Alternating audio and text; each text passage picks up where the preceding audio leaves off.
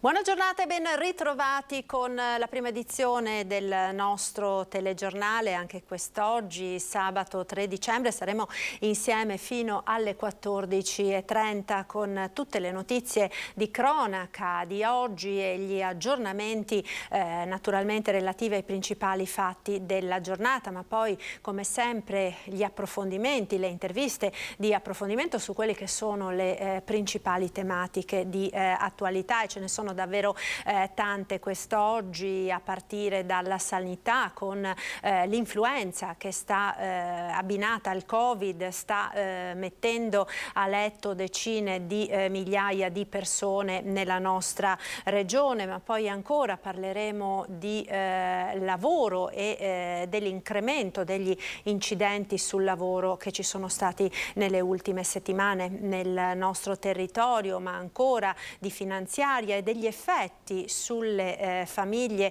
e sui consumatori, con l'ultima novità del nuovo incremento della benzina a causa della riduzione del taglio delle accise e dell'incremento della bolletta del gas, quindi una stangata che si abbatterà purtroppo nuovamente sulle famiglie in vicinanza del Natale. Questo e molto altro dunque nella nostra prima edizione dei TG, ma cominciamo subito dalla cronaca. Lo ricorderete, lo scorso 5 di novembre ci fu una violenta rapina a Ponte nelle Alpi, un fatto di cronaca che scosse particolarmente la comunità bellunese, non abituata a episodi di violenza di questo tipo. Ebbene, sono due gli arresti per la rapina al mini market di Ponte nelle Alpi, appunto dello scorso 5 novembre, nella quale il titolare del negozio, Franco Ardivel, venne aggredito e ferito con alcune coltellate al braccio ed una testata al naso. Minacciato e ferito con il calcio di una pistola d'aria compressa anche un amico del negoziante che era intervenuto per aiutarlo. Ebbene, dopo settimane di indagini, la polizia di Belluno ha individuato i presunti autori, per i quali la Procura dei minori di Venezia ha chiesto la misura cautelare. Si tratta infatti di due 17enni nei confronti dei quali la polizia ha raccolto gravi indizi di reato. Uno dei due, quello accusato di avere colpito con il coltello negoziante, è stato portato nel carcere minorile di Bologna. L'altro minore, accusato di avere minacciato e colpito con il calcio della pistola d'aria compressa l'amico del commerciante, è stato invece portato in una comunità per minori. Naturalmente nel corso del nostro telegiornale vi forniremo ulteriori aggiornamenti su questa notizia di cronaca che aveva appunto destato particolare scalpore e allarme sociale nella comunità del bellunese. Ed ora l'altra notizia, la notizia della tragedia di Davide Rebellin. È stato individuato e denunciato il camionista tedesco che ha investito il campione di ciclismo. I testimoni hanno raccontato di averlo visto scendere dal tir, guardare la vittima e ripartire. Peraltro questo camionista aveva anche dei precedenti in Italia proprio per omissione di soccorso. Sentiamo. Lo ha lasciato sull'asfalto dopo averlo travolto e ucciso. Ora ha un nome e un volto, il camionista indagato per l'investimento mortale dell'ex campione di ciclismo Davide Rebellin, travolto mentre si allenava in bici lungo la regionale 11 a Montebello Vicentino, individuato grazie anche alle telecamere di videosorveglianza vicine ad un esercizio pubblico dove mercoledì si è consumato il tragico incidente, l'urto causato da un auto articolato con targa tedesca. Fondamentali le testimonianze raccolte dai carabinieri sul posto. Alcune persone hanno riferito di aver visto l'autista scendere dal mezzo per poi avvicinarsi alla vittima e risalire sul camion per fare rientro in Germania. Alcuni testimoni lo hanno anche fotografato. Nelle immediatezze del fatto è stato attivato uno strutturato e capillare sistema di ricerche, sia sul campo, attraverso il coordinamento delle centrali operative e i carabinieri nel territorio in sinergia con le altre forze di polizia, sia all'estero, una volta acclarata l'origine del sospettato, mediante canali Interpol e di cooperazione internazionale. Si è anche appreso che il camionista, nei confronti del quale si procede per i reati di omicidio stradale e fuga del conducente in caso di omicidio stradale, avesse patteggiato una pena davanti al Tribunale di Foggia nel 2001 per violazione dell'obbligo di fermarsi in caso di incidente con danno alle persone, pena dichiarata estinta per decorso del tempo. Non solo, nel 2014 gli era stata ritirata la patente a Chieti per guida in stato di ebbrezza. La procura ha disposto l'autopsia sul corpo di Davide Rebellin, in corso gli approfondimenti per la ricostruzione dell'esatta dinamica che ha portato alla morte del campione di ciclismo, i cui funerali, che la famiglia stava già organizzando a Lonigo, si svolgeranno a data da destinarsi. Ed un'altra notizia di cronaca: centinaia di clandestini fatti arrivare a bordo di voli di linea da Malta con documenti falsi. È stato arrestato il trafficante in Francia. Volavano con aerei di linea e documenti contraffatti. Sono centinaia i clandestini arrivati in volo da Malta in vari aeroporti d'Italia, tra cui anche l'Antonio Canova di Treviso. È stato arrestato in Francia il presunto responsabile del traffico internazionale clandestino, un cittadino della Guinea, tassello mancante dell'operazione Maltas Passer, conclusa nell'ottobre del 2019 dalla Guardia di Finanza di Treviso. Ecco che i finanzieri del gruppo di Treviso si sono messi sulle sue tracce e dopo mesi di ricerche lo hanno individuato a Orlando, in Francia. Per questi motivi, ecco, grazie anche alla collaborazione della Procura Generale presso la Corte d'Appello di Orlando in Francia e con la cooperazione della Polizia Giudiziaria francese, il ricercato finalmente è stato sottoposto ad arresto e nel giro di qualche giorno verrà messo a disposizione dell'autorità giudiziaria trevigiana per rispondere del reato di favoreggiamento aggravato dell'immigrazione clandestina. Arresto del trafficante che arriva da lontano. Era il 2019 quando all'aeroporto Antonio Canova furono fermati 2 clandestini africani provenienti da Malta, con entrambi lo stesso passaporto contraffatto. Un sistema illecito collaudato che ha visto costruire una rete in tutta Italia. Siamo riusciti ad accertare un giro di immigrati clandestini di oltre il centinaio. Ciascun immigrato clandestino versava ai 3 soggetti responsabili una quota di circa 500-600 euro, quindi ecco, il giro d'affari che ne è derivato per i 3 soggetti è stato abbastanza rilevante. Ed ora parliamo di salute e sanità, perché in queste settimane sono davvero tante le persone costrette a letto a causa dell'influenza, a causa del Covid e di una serie di virus parainfluenzali che si stanno accanendo in modo particolare sui più piccoli, sui bambini. Per parlare di questo abbiamo in collegamento il dottor Sandro Cinquetti, direttore del Servizio Igiene e Sanità Pubblica dell'ULSS 1 Dolomiti. Buongiorno dottor Cinquetti, grazie per essere con noi. Grazie a voi. Ecco, allora, che cosa sta succedendo? Sentiamo in queste settimane classi decimate, scuole vuote a causa appunto dell'influenza, ma anche tra gli adulti, insomma, sono parecchi in questi giorni alle prese con febbri alte, raffreddore, tosse e quant'altro. Cosa sta succedendo? Siamo tornati all'epoca pre-Covid dal punto di vista epidemiologico.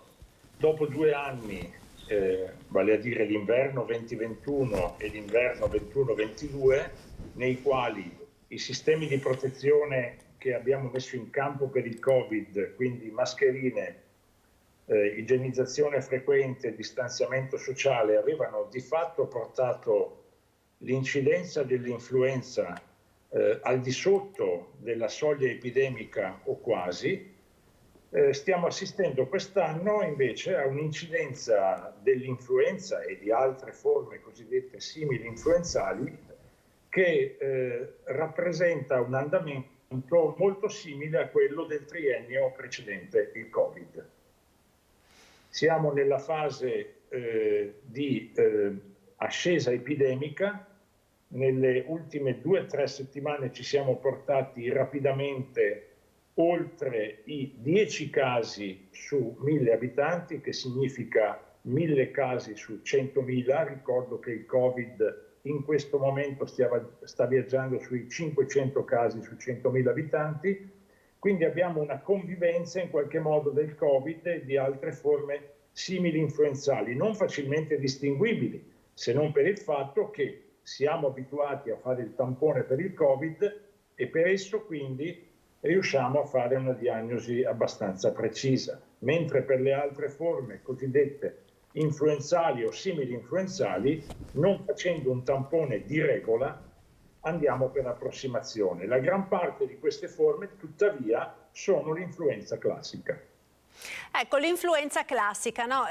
In questo periodo sappiamo è a pieno regime, no? La campagna di vaccinazione anti-influenzale. Forse la gente magari si aspettava che arrivasse un po' dopo con questi numeri e con questa virulenza, no? L'influenza, ma siamo ancora in tempo per vaccinarci?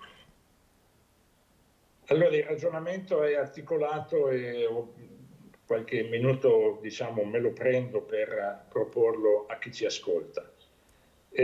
La campagna antinfluenzale vaccinale quest'anno è effettivamente iniziata un po' prima. Ricordo che a metà ottobre eravamo già operativi, proprio perché fin dall'emisfero australe, cioè dall'altra parte del mondo, avevamo avuto l'evidenza che l'influenza, come effettivamente sta capitando, avrebbe anticipato il suo sviluppo. Tuttavia, il bel tempo che ci ha accompagnato fino a oltre San Martino, quindi oltre la prima decade di novembre, ma quasi per tutto novembre, ha fatto ritenere che questa evoluzione epidemica fosse rallentata, ed effettivamente è stato un po' così, perché il freddo è uno degli elementi importanti per lo sviluppo epidemico dell'influenza e in generale delle virosi respiratorie. Tuttavia, siccome ci aspettiamo che il picco influenzale avverrà nelle prossime 2-3 settimane, praticamente a ridosso di Natale, forse poco prima, forse poco dopo, questi sono tutti i giorni buoni. La prossima settimana, quindi, l'appello a tutte le persone con 65 e più anni e con le persone in condizioni di fragilità anche più giovani è di eseguire la vaccinazione antinfluenzale, che, ricordo, un po' come la vaccinazione anti-Covid, non evita del tutto il rischio di infezione, quindi di avere un po' di febbre, un po' di sindrome da raffreddamento, eccetera, ma evita i casi gravi, l'ospedalizzazione e la morte. Ecco, il resto della popolazione invece, dottore, quindi gli under 65, poi i bambini, ma magari su questo facciamo un discorso a sé per i più piccini, che cosa è consigliato faccia? Allora, innanzitutto la gratuità definita a livello nazionale dà un po' la dritta su quali sono le categorie di persone per le quali il vaccino antinfluenzale è indicato e raccomandato. Il vaccino è gratuito fino a 6 anni e poi torna gratuito dai 60 anni in poi. Essendo gratuito dai 60 anni in poi, tutte queste persone, per il solo fatto dell'età, in particolare gli over 65, per i quali la raccomandazione è molto forte, sono appunto raccomandati per la vaccinazione.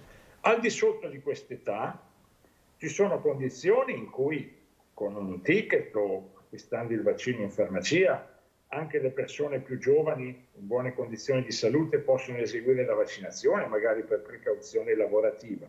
Però, per esempio, il solo fatto di essere convivente con una persona a rischio o di avere una patologia cardiovascolare, anche non grave, determina la gratuità della vaccinazione. Di fatto sono pochissime le persone per le quali questa vaccinazione non viene offerta gratuitamente. La raccomandazione è che tutti coloro che hanno una condizione di fragilità, condizione che chiaramente è abbastanza frequente dopo i 65 anni, usino la prossima settimana per vaccinarsi. I tassi di vaccinazione in questo momento non sono ancora eccellenti, viaggiamo nel Veneto tra i 30 e il 40% degli over 65. Ecco, ci sono anche delle professioni che espongono particolarmente a dei rischi e per i quali quindi è particolarmente, diciamo, importante sottoporsi alla vaccinazione. Tutta l'area sanitaria, ovviamente, lo conosciamo molto bene per la vicenda Covid, ha un rischio specifico sia passivo che attivo, vale a dire la possibilità di acquisire l'infezione dai pazienti trattati, ma allo stesso tempo, se ammalati, di trasmettere l'infezione ai pazienti trattati. Ma in generale tutti coloro che hanno ruoli sociali, quindi le forze dell'ordine, le persone che hanno impegni professionali con alti contatti, il mondo degli amministrativi dei comuni, delle province, coloro che hanno appunto un ruolo sociale a servizio degli altri, per queste persone la vaccinazione è gratuita e indicata. Per quanto riguarda invece i più piccini, dottor Cinquetti, che sono quelli che almeno a quanto pare insomma, in questa fase sono maggiormente interessati dall'influenza, ma anche da tutti questi altri virus parainfluenzali che stanno circolando. Che consiglio può dare insomma, ai genitori, alle mamme? L'indicazione, diciamo, l'incidenza dell'influenza nei piccoli è effettivamente molto significativa, 3 volte tanto quella della popolazione generale. In generale i bambini, salvo alcune condizioni particolari, un po' come gli adulti in buona salute, riescono a passare l'influenza senza particolari problemi. Tuttavia, specie per i bambini che convivono con persone anziane o fragili, o per i bambini che hanno così una qualche condizione personale di non particolare brillantezza del sistema immunitario, la vaccinazione è raccomandata. Si può anche proporre una raccomandazione di carattere generale, però mi sento così in questo momento di spingere molto l'indicazione vaccinale per gli over 65. Per quanto riguarda il Covid, dottor Cinquetti, lei accennava in apertura insomma, di quelle che sono le percentuali di incidenza nella popolazione. Il bollettino di oggi, diffuso proprio poco fa da Azienda Zero, parla di 4.601 nuovi contagiati e 14 deceduti, quindi è particolarmente pesante quest'ultimo dato. Come sta andando la vaccinazione con la quarta dose? Un piccolo cenno epidemiologico prima di rispondere a questa sua domanda. Il Covid ha avuto una grande ondata epidemica diciamo importante nell'autunno-inverno 2021. E poi, così come era accaduto nell'estate precedente, si era un po' appiattito dal punto di vista della curva epidemica, quindi eravamo andati sotto la soglia epidemica. Dopo c'è stata la grande ondata epidemica, la ricordiamo tutti, dell'autunno scorso, autunno-inverno scorso, con numeri di casi veramente molto molto importanti, anche se con quadri clinici meno gravi, perché quasi tutta la popolazione aveva già eseguito il ciclo vaccinale di base e quindi eravamo in una condizione di protezione abbastanza diffusa. Abbiamo avuto, dopo questo grande picco epidemico dell'autunno-inverno scorso, 3 piccole ondate epidemiche meno importanti dal punto di vista dei numeri. In qualche modo il Covid non è mai tornato ad appiattirsi e l'incidenza è sempre rimasta al di sopra della soglia epidemica.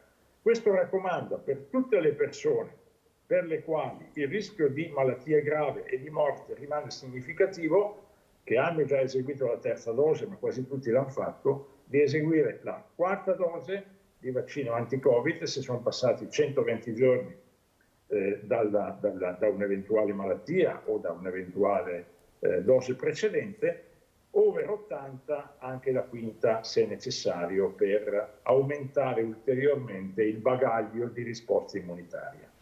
Ecco, quindi la quinta dose della quale si comincia già a parlare, no? Soprattutto per coloro che hanno seguito le indicazioni e il calendario, quindi hanno fatto magari la quarta dose già all'inizio dell'estate, è raccomandata per gli over 80? Sì, c'è una raccomandazione specifica per le persone con particolari condizioni di fragilità, quindi in qualche modo gli over 80, come si dice, per se stessi hanno una condizione di questo genere.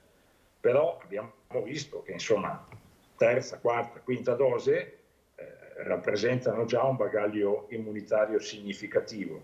Il perché si continua a vaccinare è legato al fatto che ci sono evidenze che nelle persone con un sistema immunitario non brillantissimo, dopo 3, 4, 5 mesi la capacità di risposta diventa un po' più fiacca, diciamo, ecco.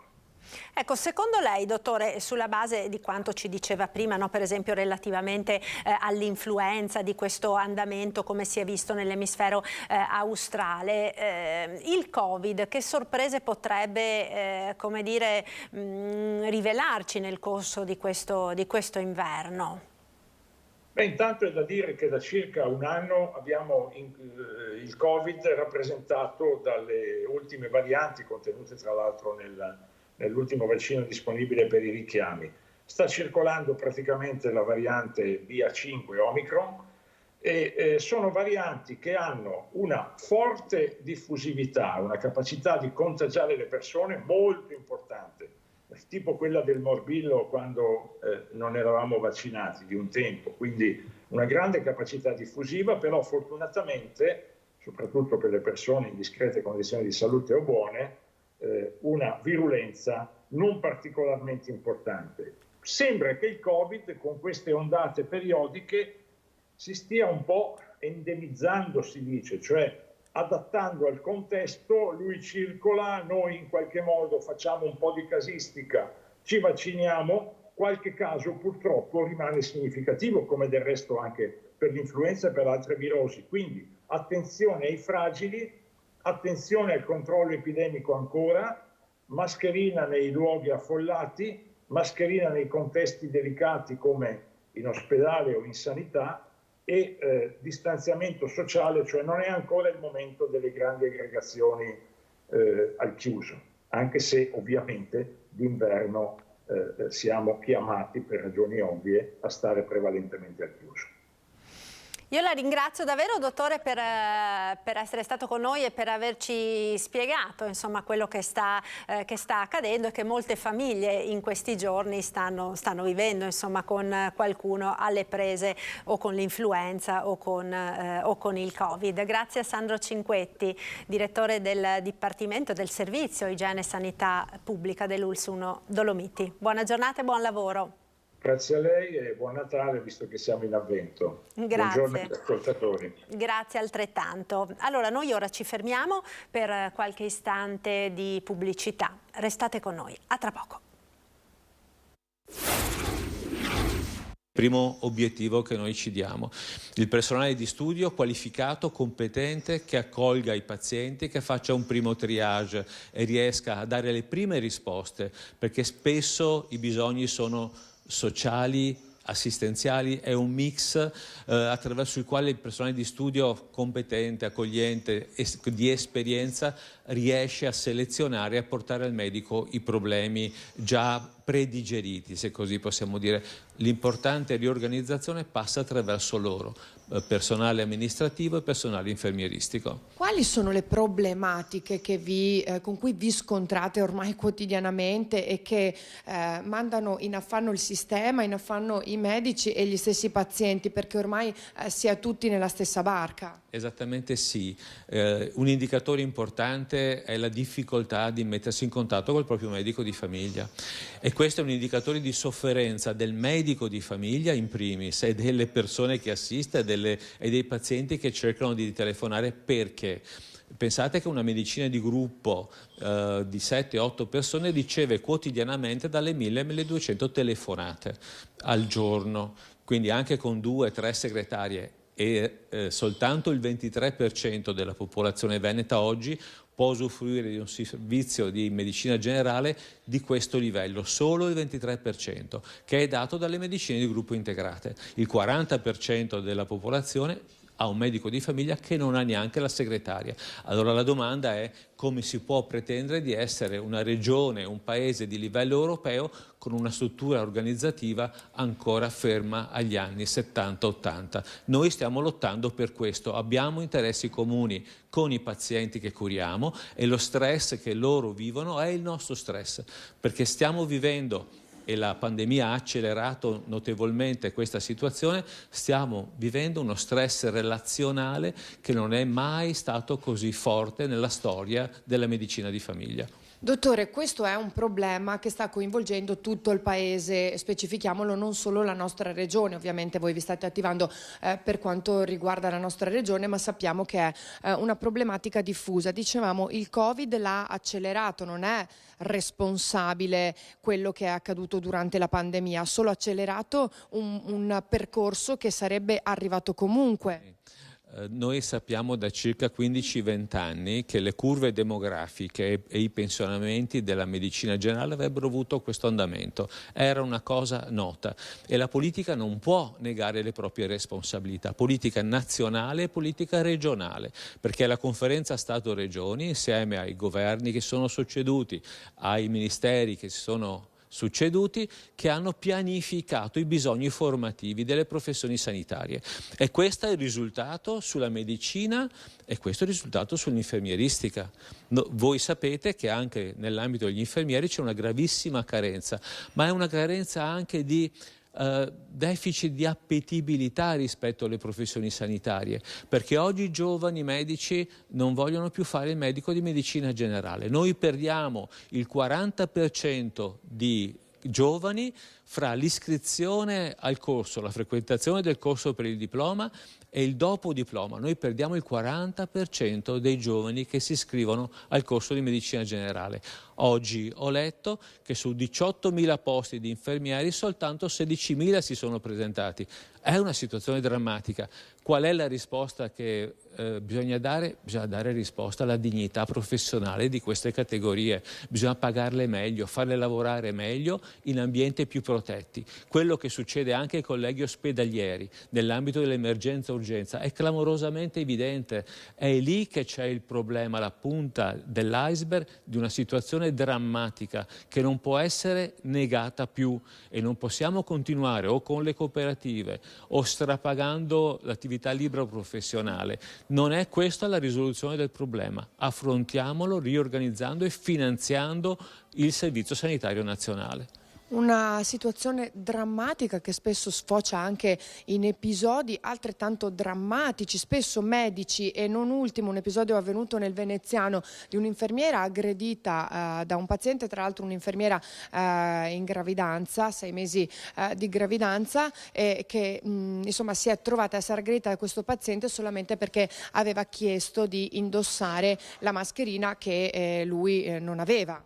È un indicatore che non possiamo mettere da parte come l'eccesso della follia o come lo scatto d'ira estemporaneo. È un carico di tensioni che si crea in situazioni che non sono governate e non possono essere governate con gli strumenti attuali. Poi esistono ovviamente le follie, esistono le isterie, esistono le crisi psichiatriche, però il problema è che tutti i giorni noi abbiamo una contestazione continua con i pazienti e soprattutto riguarda l'accoglienza, il telefono e i tempi di attesa. Anche noi incominciamo a avere dei tempi d'attesa, quindi nessuno si deve scandalizzare. Quando la politica dice non è ammissibile che ci vogliano 15 giorni per un appuntamento, la risposta è: e allora cosa ci offri per poter organizzare al meglio il nostro lavoro? Quali sono le priorità di salute che dobbiamo accogliere subito e quali possono essere rimandate con molta tranquillità, con molta serenità? La domanda che io rivolgo anche alla popolazione: ogni bisogno di salute è appropriato? Ogni richiesta di salute o presunta tale è appropriato? Credo che come popolazione civilmente dobbiamo porci anche delle questioni sui nostri impegni personali e collettivi nei confronti dei servizi e in questo caso del medico di medicina generale.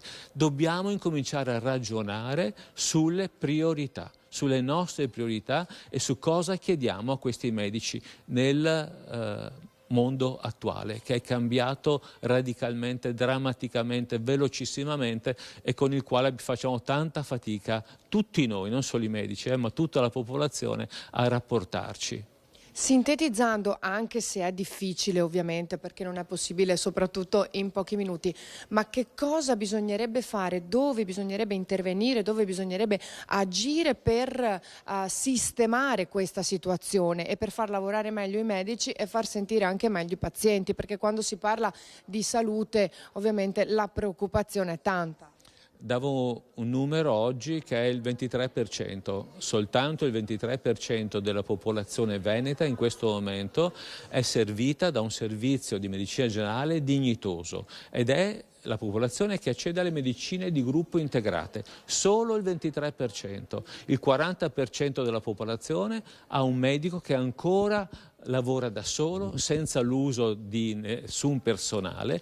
Questo è indegno di un paese civile, è poco dignitoso per una regione che giustamente da altri punti di vista si paragona al nord Europa, e questo lo è sicuramente dal punto di vista ospedaliero, delle eccellenze specialistiche. Con la medicina del territorio questa regione deve fare ancora un lungo percorso, ma noi siamo disponibili, siamo pronti, abbiamo i nostri progetti, abbiamo dato al Presidente Zaia anche un'ipotesi di rivisitazione, partendo da dove? Da quella popolazione che è più in sofferenza, dalle popolazioni disperse del Rodigino, del Bellunese, dell'Agordino, dell'Alto Vicentino, dell'Alto Veronese. È da lì che dobbiamo partire, perché quella è la tipica popolazione demograficamente distribuita. È una popolazione che ha dei bisogni peculiari e i modelli che abbiamo presentato al Presidente Zaia vanno ad affrontare questo. Certamente ci vogliono le risorse. Primo obiettivo, il personale.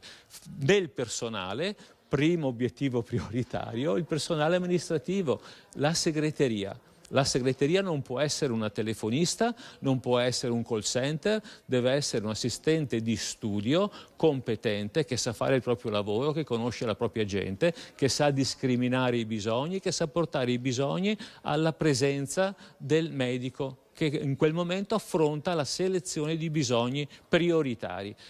Credo che questa ha una logica assolutamente stringente. Io spero che la Regione dal 12 dicembre con noi collabori per sviluppare questo modello. Questo è quello che ci auguriamo tutti. Ringrazio il dottor Maurizio Scassola, segretario regionale Ilaria, provinciale della FING. Se non ci sono altre domande io Sì, no, Ilaria, un flash proprio volevo chiedere al tuo ospite, approfittando della sua presenza e della sua disponibilità, visto che nelle ultime settimane si è tornato a parlare a livello regionale per risolvere nell'immediato il problema della carenza di medici di medicina generale, di richiamare al lavoro su base volontaria naturalmente anche i medici dai 70 anni. Che cosa dice il tuo ospite? Sì. Allora mi chiedono dallo studio, mi chiede il collega, per tamponare intanto questa situazione, ovviamente prima di una decisione, di una riorganizzazione, si è pensato di richiamare i medici, diciamo gli ultra settantenni, ovviamente su base volontaria. Lei cosa ne pensa di questa soluzione di tamponamento, ovviamente? Sì, è una situazione di tamponamento che serve a tamponare per qualche momento una situazione che comunque non risolve assolutamente i gravi problemi di fondo. Credo anche che sia importante pensare bene al dove inserire questi colleghi pensionati, a reinserirli nel mondo del lavoro, perché in pochi anni, in 12-24 mesi, il lavoro è cambiato drammaticamente, non è più il lavoro di 2 anni fa. Questo volevo dirvelo in maniera molto forte, molto chiara. L'accelerazione dei tempi è logaritmica ormai, quindi pensare che un medico pensionato 2 anni fa, sbattuto in prima linea adesso, possa far fronte in maniera veloce, non è assolutamente così. Un esempio tipico ce l'abbiamo con i colleghi ospedalieri che negli ultimi anni della loro carriera decidono di fare il medico di medicina generale. Per alcune fasce d'età di questi colleghi questo è possibile. Voi non avete idea della drammaticità di questi colleghi che sono abituati a vivere in un'unità operativa ospedaliera, con tutta la cornice ovviamente professionale, strutturale, buttati in prima linea da soli di fronte a questa situazione. È veramente una situazione drammatica, quindi il mio voto è 0 su questa ipotesi. se non è affiancata da un'ipotesi di investimento di cambiamento. Si rischierebbe, diciamo, di in qualche modo andare a complicare ulteriormente quella che è già una situazione difficoltosa, è questo? Sì, io credo che una bella cosa è l'affiancamento alle giovani generazioni. Se io riesco a reinserire nuovamente un pensionato relativamente giovane, ovviamente, affiancato nello studio a un medico in formazione, la scuola triennale, io ho fatto una grande operazione, perché è un'operazione soltanto di trasmissione di conoscenza, ma è proprio una cooperazione fra generazioni che ha un valore aggiunto. Ma se non c'è questa strategia, se non c'è questa sinergia, è veramente un'operazione fallimentare. Bene Marta, ecco, spero che la risposta ti abbia soddisfatto. La conferenza purtroppo deve iniziare, stanno ritardando proprio a causa del nostro collegamento, quindi se non ci sono altre domande libererei e ringrazio il dottor Scassola. Restituisco la linea allo studio. Grazie a te Ilaria e grazie naturalmente al dottor Scassola. Buona giornata e buon lavoro. Noi proseguiamo ora il telegiornale con altre notizie di cronaca ed è quella di un incidente che poteva avere conseguenze molto più gravi, quello che si è verificato ieri a Treviso, quando un operaio che stava lavorando su un ponteggio in un cantiere in zona Porta Altinia a Treviso ha avuto un malore, si trovava a 15 metri d'altezza. Fortunatamente l'uomo non è caduto, ma per riportarlo a terra e consegnarlo alle cure dei sanitari è stato necessario l'intervento dei vigili del fuoco che con l'autoscala dotata di un'apposita barella sono riusciti a portarlo in salvo. L'uomo è stato poi portato naturalmente all'ospedale, le sue condizioni fortunatamente non sono gravi. Torniamo ora all'altra tragedia, la tragedia sul lavoro che si è verificata l'altro ieri a Colle Umberto. Ieri i sindacati sono stati nell'azienda Furlan dove si è verificato l'incidente e a breve il portale attivato dal sindacato per raccogliere le denunce dei lavoratori coprirà oltre a Treviso e Belluno anche Verona. Stamattina siamo stati in azienda, abbiamo fatto un sopralluogo, abbiamo cercato di parlare con la direzione per capire quali sono le motivazioni per cui è successo questo incidente. Al momento c'è abbastanza riservatezza. Un saluto a casa prima di andare al lavoro da Sacile Colle Umberto, come faceva tutti i giorni, alla compagna e alla figlia di 7 anni. Quel saluto sarà un addio per Marco Pesotto, operaio di soli 56 anni che ieri in fabbrica ha perso la vita stritolato dentro ad un macchinario. Il sopralluogo del segretario della CISL, della Federazione dei Lavoratori Costruzioni e Affini, questa mattina ha prodotto delle osservazioni. Il fatto è che la macchina si è messa in moto, quindi ci chiediamo come possa una macchina funzionare quando il lavoratore è al suo interno, essendoci sicurezze, essendoci sistemi che dovrebbero prevenirlo. Sono centinaia in calzapotente le denunce di lavoratori arrivate al portale attivato dal sindacato proprio per rompere il muro di omertà che copre condizioni lavorative fuori norma. Abbiamo raccolto oltre 50 segnalazioni in un anno. Di queste segnalazioni quasi il 100% erano assolutamente fondate. Abbiamo fatto smontare cantieri con i nostri enti bilaterali, abbiamo fatto interventi diretti dove potevamo farlo e abbiamo segnalato agli enti preposti, quindi Ispettorato del Lavoro e Spisal, laddove non potevamo intervenire direttamente. Giacomo Vendrame, segretario veneto della CGIL, torna a ribadire: la salute non è un costo, garantire condizioni migliori al lavoro significa anche garantire una maggiore produttività. Le statistiche dicono che dobbiamo continuare a insistere e dobbiamo cambiare il concetto che non si può produrre a qualsiasi condizioni, perché bisogna garantire prima la salute e sicurezza del luogo di lavoro e poi quindi la produzione. La cronaca ora ci porta nel Vicentino, in prossimità dell'arrivo delle feste natalizie. Anche nel Vicentino, a Thiene in particolare, si è intensificata l'attività di controllo delle fiamme gialle sulla corretta commercializzazione dei prodotti tipici della stagione legati appunto al Natale. Sentiamo quindi il bilancio dell'ultima operazione.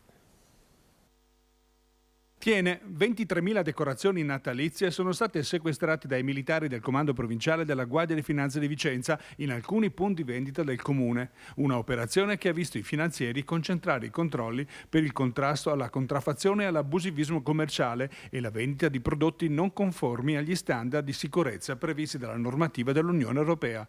Le decorazioni sequestrate erano state infatti poste in vendita sprovviste delle informazioni minime, quali componenti, eventuali allergeni, precauzioni per i più piccoli. Le Fiamme Gialle ne hanno sequestrate quasi 4.000 solo in un punto vendita di una nota catena di supermercati.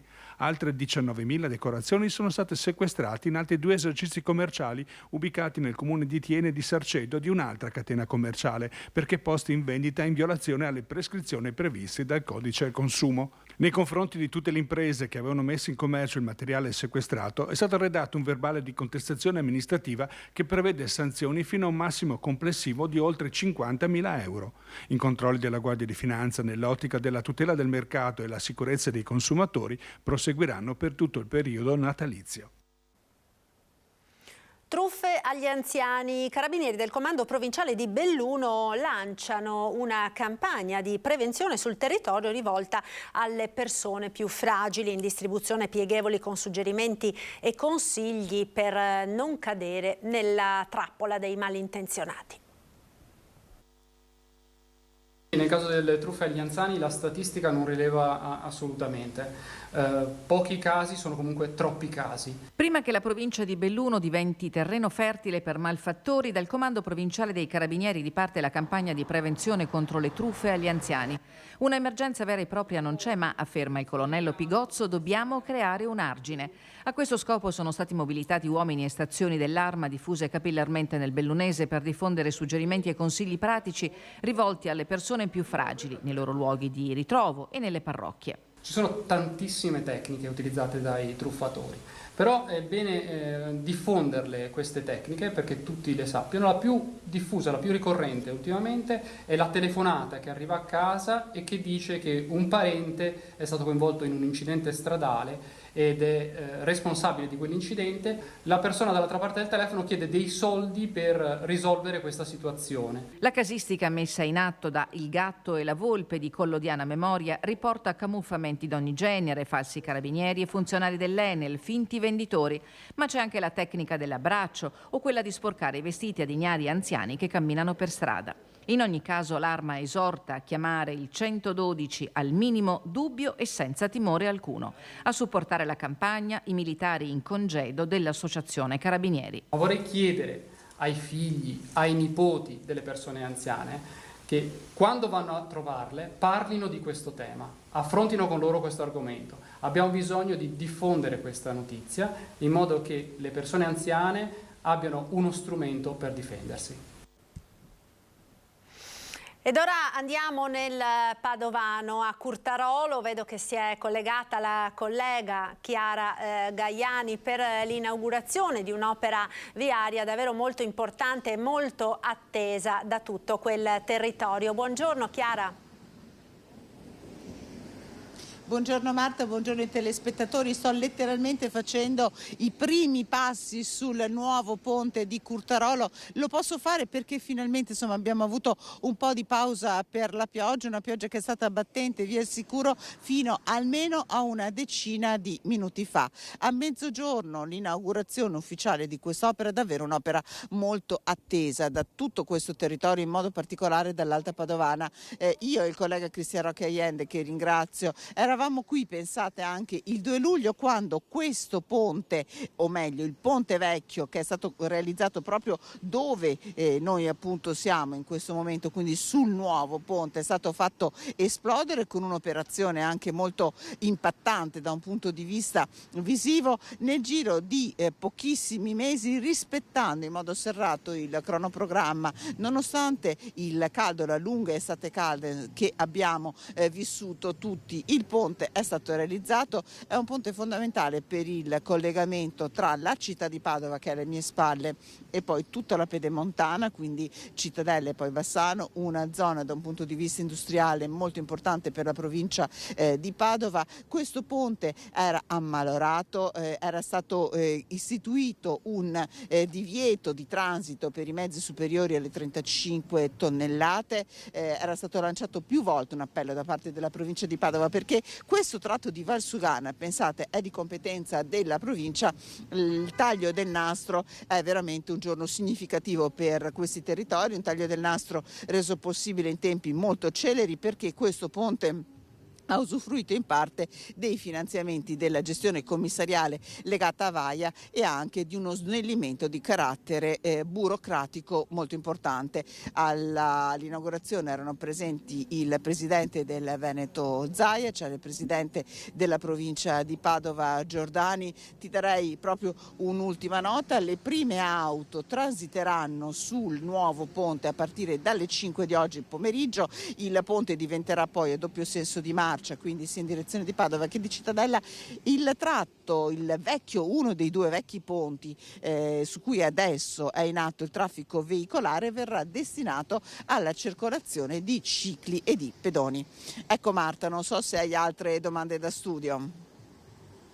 Accennavi tu all'importanza strategica di questo ponte per la comunicazione tra queste due aree, tra la città di Padova e tutta l'area pedemontana. Sono state fatte delle stime sul traffico e poi sulle attese, no? Dicevi che si tratta di aree peraltro industriali molto, molto importanti per questo territorio, quindi immagino che anche gli imprenditori della zona stessero scalpitando, no? Per poter avere quest'opera ultimata.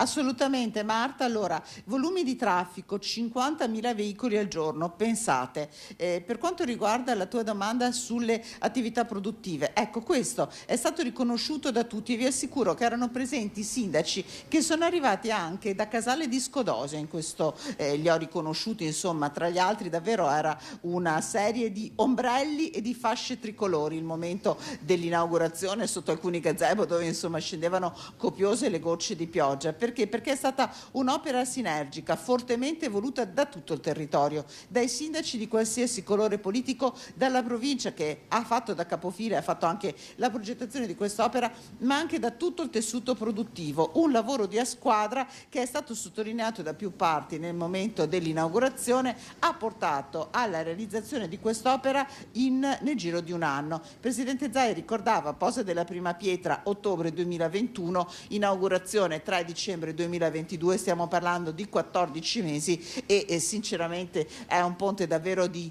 portata notevole che si trova sopra il Brenta, quindi immaginate quali possono essere state anche le difficoltà nella realizzazione. Un plauso, il sindaco di Curtarolo l'ha fatto anche alle maestranze che hanno lavorato su questo ponte, 50 in tutto gli addetti che si sono turnati e che davvero insomma hanno rispettato tutti i tempi. Ti darei un'altra sottolineatura, la vicepresidente della regione De Berti, che è anche la titolare di tutto il mondo, insomma sì, è anche l'assessore alla viabilità, sottolineava proprio questo, come la gestione commissariale sia da vedere in modo positivo in una regione come il Veneto, dove non ci sono in questo momento opere incompiute, tra l'altro anche sulla pedemontana, insomma mi pare che potrebbero esserci delle novità a brevissimo.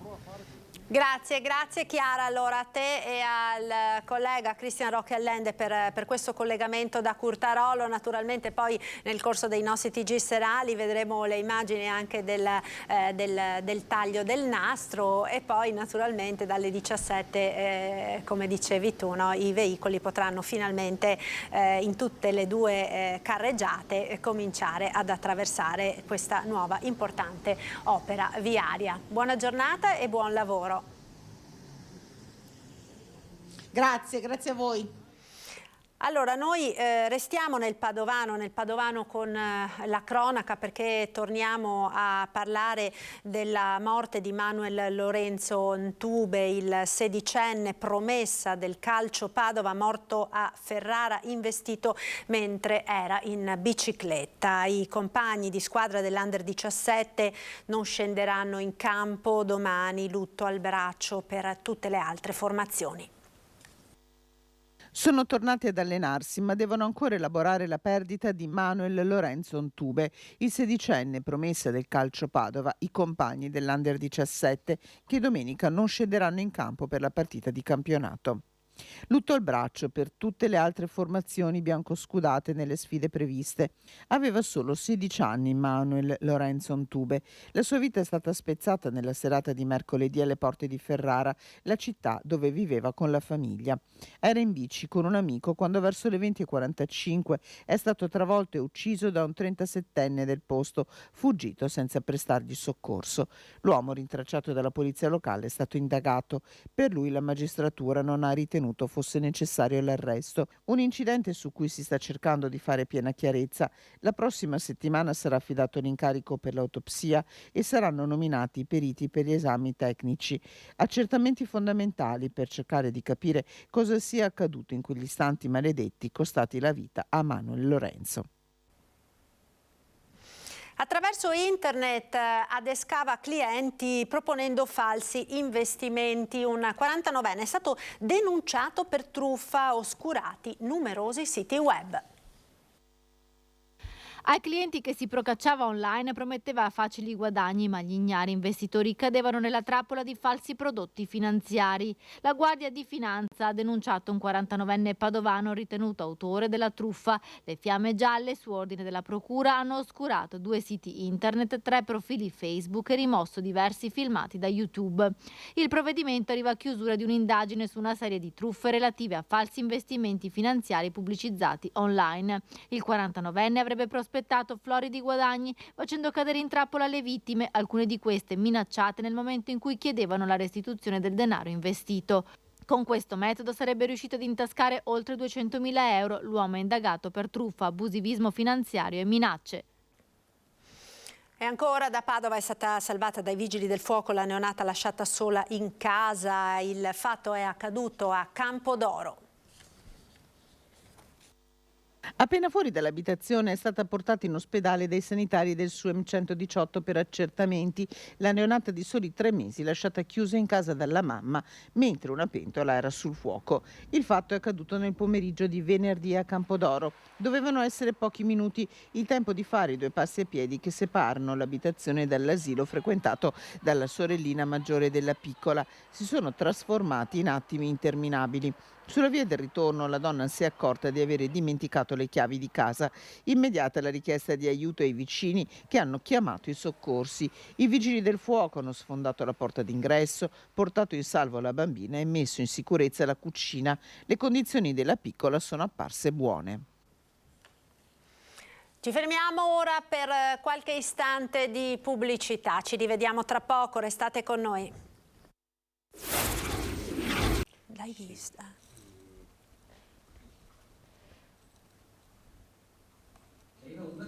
Eccoci, siamo nuovamente in diretta, prima edizione dei nostri telegiornali. Proseguiamo quindi il TG parlando di lavoro e non solo. Ringrazio per essere con noi Mauro Visentin, segretario generale della CGIL di Treviso, e in collegamento Massimiliano Paglini, segretario generale della CISL di Belluno Treviso. Buongiorno anche a lei Paglini, grazie per essere con noi. Allora, volevo cominciare subito purtroppo con la notizia delle ultime ore, no? Che è quella dell'ennesima tragedia sul lavoro che si è verificata nel nostro territorio, già pesantemente colpito, no? Quest'anno da tragedie di questo genere, una scia veramente di lutti che sembra non finire, nonostante insomma se ne parli da molto tempo, si siano avviati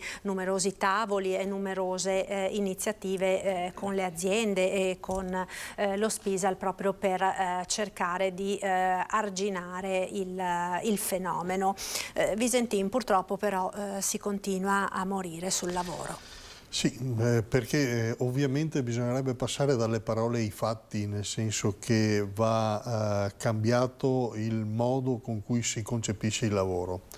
Prima di tutto bisogna ripristinare una sorta di concetto di sicurezza che deve essere messo davanti a tutto attraverso la formazione e l'informazione di tutti i lavoratori giovani e anche i lavoratori meno giovani e cosiddetti esperti, perché dopo capiamo che il caso, ma non è un caso fatale, nel senso che non è una fatalità, è senz'altro frutto di una manovra fatta in maniera errata, di un qualcosa che non ha funzionato, dopo colpisce in maniera indiscriminata, e per cui ci deve essere proprio un ribaltamento del concetto fra produzione e sicurezza.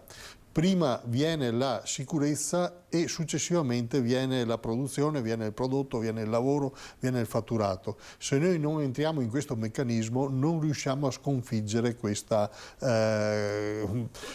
piaga, possiamo chiamarla davvero così, una perché piaga, purtroppo è un problema che diventa dopo insormontabile per chi lo subisce, quando viene magari menomato in maniera grave, e ovviamente per le famiglie, per la comunità intera, quando invece uno non ritorna più a casa. Ecco, Massimiliano Paglini, una strage che bisogna in qualche modo riuscire a fermare, no? Sì, ma noi pensiamo che vada ricostruita una cultura della responsabilità in questo Paese. Per fare questo abbiamo bisogno di due cose. Uno, ripristinare la legalità, rispetto delle norme, e per fare questo crediamo che sia necessario anche alzare l'asticella delle pene. Non si può pensare che chi è responsabile di morti sul lavoro, di infortuni gravi, rimanga talvolta impunito. L'altra questione è formazione e cultura dappertutto, obbligatoria in tutti i cicli di studi. Per creare questa cultura della responsabilità e della legalità serve che i giovani, i bambini, tutti vengano inseriti in percorsi di consapevolezza dei rischi che ci sono e delle regole che ci sono. Quindi chiediamo formazione obbligatoria per tutti, materia obbligatoria, quella sulla sicurezza sul lavoro, per tutti, in tutti i cicli di studi. Se no assisteremo purtroppo, come diceva Mauro prima, a questa infinita scia di morte e di distruzione di persone, di famiglie, che è una questione incivile per un paese che si ritiene tale. Ecco, peraltro i riflettori sulla Marca si sono accesi nelle ultime settimane anche su numerosi episodi, no, di lavoro nero, di lavoro insicuro, fatalità. Proprio nel mese di novembre la Guardia di Finanza ha acceso i riflettori appunto su diverse aziende che sono state appunto sanzionate proprio per questo, no, Visentin? Sì, anche qua il tema è capire per chi lavorano queste persone, queste aziende, perché è giusto arrivare a colpire l'illegalità, è giusto arrivare a colpire, a sanzionare e anche a chiudere quelle realtà che non rispettano le regole, però io vorrei che si provasse a fare anche un passo in più, a seguire la filiera della produzione e a vedere dove arrivano questi prodotti una volta come dire, lavorati, confezionati, eccetera, e provare a capire chi ne approfitta di queste situazioni, perché se c'è da una parte lo sfruttamento, da qualche altra parte c'è uno sfruttatore, che non è solo il titolare in questo caso, come abbiamo visto in questi giorni, del piccolo laboratorio con dentro i pakistani e il cinese che è il titolare, ma questo cinese a chi vende la roba, dove arriva e questi come la comprano, e provare a risalire e a chiedere a tutti quanti conto di quanto sta succedendo, perché il rischio è che alla fine paghi soltanto l'ultimo o il penultimo, che sono gli anelli più deboli di una catena, seppur fuori legge. Ecco, Paglini, effettivamente no, poi da risalire anche tutta quella che è la filiera, perché poi alla fine qualcuno li compra anche questi prodotti, magari spesso sono laboratori che lavorano in conto terzi, magari per ditte famose e blasonate. Sì, però bisogna anche agire sulla prevenzione, quindi da una parte la repressione di comportamenti illeciti, dall'altra la prevenzione. In questo paese ci sono 600.000 cittadini irregolari che vengono dall'estero e non solo dall'Africa, ecco, per capirci, che hanno bisogno di cittadinanza, di diritti, di doveri, perché quando si è cittadini si hanno diritti e si hanno doveri. A questi 600.000 purtroppo, non applicando le regole della cittadinanza come per gli altri, non vengono applicati i contratti collettivi, cioè sono in balia di quelle figure, di quei soggetti che tendono a delinquere, che tendono a non rispettare le regole, a fare speculazione, ad approfittare di situazioni di debolezza. Quindi noi chiediamo anche regole maggiori, regolamentazione dei flussi migratori, ma soprattutto di questi 600.000 cittadini che sono qua e che lavorano, che finiscono nel caporalato o in questi sistemi di sfruttamento. C'è bisogno di dare una risposta, perché sono cittadini che vogliono lavorare, e il fatto che lavorino e che siano dentro alle aziende significa che questo territorio, questo paese ha bisogno di lavoro, di forza lavoro. Quindi cominciamo a regolarizzare queste persone in modo tale che abbiano diritti e doveri, perché si è cittadini quando si hanno diritti e si hanno doveri. Senz'altro, qui si spalancano una porta proprio sulla questione del lavoro nero, dell'immigrazione, del caporalato, no? Che viene alimentato da una legge che ha un nome e un cognome, si chiama Bossi-Fini, ha più di 20 anni e deve essere soppressa e modificata, perché basta parlare con qualsiasi imprenditore del nostro territorio, ci sta dicendo che fa fatica a trovare manodopera e invece, come dire, la manodopera ci potrebbe essere anche, come dire, in maniera sufficiente. Ovviamente bisogna andarla a cercare dove ci sono disponibilità. Finiamola con la pantomima del reddito di cittadinanza, che dopo alla fine, viste le persone che ne usufruiscono, nessuno le assumerebbe perché sono persone con estreme difficoltà, e proviamo a ragionare in maniera decente e civile e riconoscendo diritti e doveri a chiunque arriva nel nostro territorio per lavorare. Per far questo bisogna modificare quella legge che da 20 anni ci mette nelle condizioni di avere i caporali che gestiscono la manodopera in maniera sfruttata e sottopagata, e le aziende che chiudono gli occhi quando si trovano, come dire, qualcuno da poter utilizzare a buon mercato senza pagare il dazio. Ecco, altro argomento che volevo affrontare con voi è quello della legge di bilancio e poi degli effetti anche che stanno arrivando sulle famiglie e sui consumatori degli ultimissimi rincari. L'abbiamo letto questa mattina sui giornali tutti quanti, no? La bolletta del gas con un più 13-14% tra virgolette a sorpresa, no? In quelli che sono gli utenti del mercato tutelato. Dall'altro lato alle pompe di carburante lo si sapeva da qualche settimana, con il taglio della riduzione delle accise, dello sconto delle accise, c'è stato un ulteriore aumento di benzina e diesel. Paglini, la stangata di Natale in arrivo? Gli aumenti dell'energia erano già noti e per fortuna che sul mercato qualcosa è migliorato in termini di domanda e offerta, per cui i costi dell'energia sono leggermente scesi, quindi ci aspettavamo addirittura un impatto superiore. Di certo c'è bisogno, riferendoci alla manovra finanziaria e alle decisioni che sta prendendo il governo, perché la modifica del taglio alle accise, alla riduzione delle accise, è stato definito con il decreto aiuti quater, c'è bisogno che si intervenga. Noi crediamo che prima di tutto ci sia bisogno di proseguire la linea del confronto, visto che da parte del Presidente del Consiglio c'era stata una disponibilità a ragionare con le parti sociali, una linea di confronto e di dialogo in modo tale che si provi a modificare. Ci sono alcune cose, se non diverse, che vanno aggiustate nella proposta, nel disegno di legge che è stata presentata al Parlamento, però crediamo che prima di tutto ci sia bisogno di prenderci la responsabilità di modificare, di fare le proposte per modificare quella legge finanziaria. Dopodiché valuteremo le risposte che ci darà la Presidente del Consiglio, perché il 7 siamo convocati tutte e tre le organizzazioni confederali CGIL e CISL a Palazzo Chigi. Valuteremo quello che emergerà dopo quell'incontro rispetto alle istanze che stiamo portando avanti, perché effettivamente rispetto alla questione, diceva lei, della stangata, ci sono alcune cose che vanno assolutamente migliorate.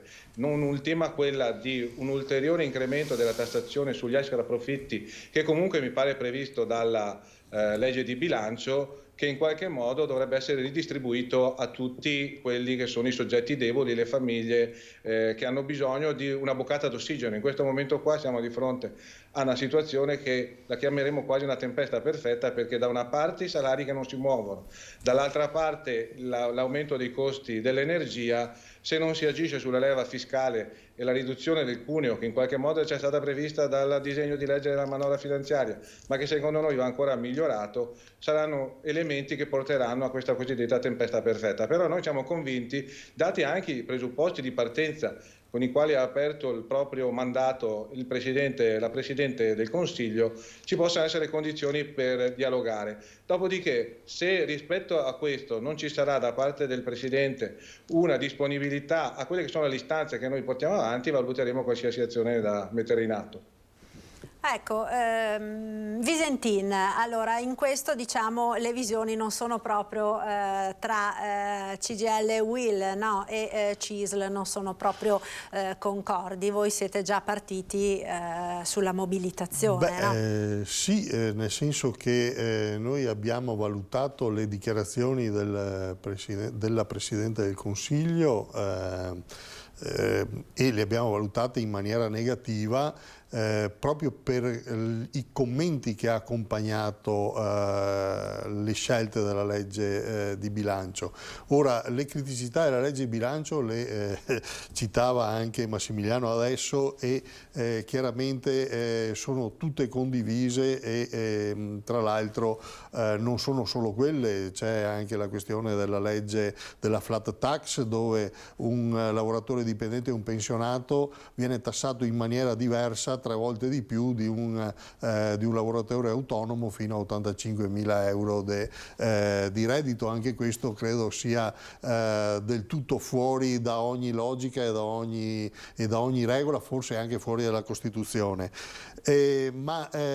Come dire, la cosa che ci ha preoccupato e ci preoccupa molto è il fatto che la rivendicazione di queste scelte sia una rivendicazione, come dire, di visione politica, di visione di una società da parte delle dichiarazioni del Presidente del Consiglio, e pertanto noi riteniamo che in maniera del tutto come dire, in linea con quanto abbiamo sempre fatto nei confronti dei vari governi quando non eravamo d'accordo sulle loro scelte rispetto alla legge di bilancio, noi abbiamo proclamato un pacchetto di 4 ore di sciopero già per il 14 prossimo 21 di questo mese, e pertanto come dire, questo è un segnale, perché la mobilitazione come dire, è un segnale forte di ovviamente non condivisione delle scelte che sono sul tappeto e che vengono fatte. Dopodiché lo sciopero lo possiamo anche revocare nel momento in cui ci rispondono in maniera positiva alle proposte che noi abbiamo fatto e che sono sul tappeto in maniera unitaria ormai da diverso tempo, per cui nei prossimi incontri, se ci saranno le condizioni di soddisfazione, ovviamente lo sciopero si può anche revocare. Ovviamente noi pensiamo che se non ci sono queste condizioni non ci sarebbero neanche i tempi per promuovere delle mobilitazioni e in costanza di votazione della legge di bilancio, e pertanto abbiamo preparato il terreno, dopodiché sceglieremo e decideremo cammin facendo, e ci auguriamo di dover ritornare indietro da quella scelta, ma se non ci dovessero essere delle risposte soddisfacenti ci auguriamo anche di ritrovare l'unità di azione insieme ai amici e ai compagni di CISL e UIL, che oggi hanno deciso di adottare un altro tipo di misura e di giudizio. Ecco, peraltro cammin facendo stiamo vedendo che la legge di bilancio ogni giorno accoglie delle modifiche, no? Sembra, con questi vari emendamenti che stanno contrassegnando l'iter parlamentare della finanziaria. A proposito di pensioni, per esempio, abbiamo visto, no, cambiamenti su opzione donna, i figli, non i figli, gli anni di contributi, ultima novità di oggi, super bonus, sembra che si cambi ancora. Paglini, giova secondo lei comunque tutta questa incertezza e insicurezza? Nel senso che penso per esempio al super bonus e a tutto il caos, no, che si sta creando nelle tante imprese, come anche nelle famiglie che hanno affrontato o stavano per affrontare l'iter per efficientare energeticamente la propria abitazione. Ma guardi, il super bonus è stato modificato sempre con il decreto aiuti quater e non quindi con la legge di bilancio. Probabilmente si potrebbe, da come si legge, modificare con una proroga delle regole precedenti al 31/12 di quest'anno. Però io vorrei soffermarmi a un ragionamento precedente. Noi crediamo che quello che è stato fatto unitariamente con CGIL e UIL anche durante il governo Draghi sia la strada giusta da percorrere, perché quando ci sedemmo al tavolo nella prima presentazione del disegno di legge del bilancio del governo Draghi era pesantemente insoddisfacente la proposta che venne dal presidente Draghi.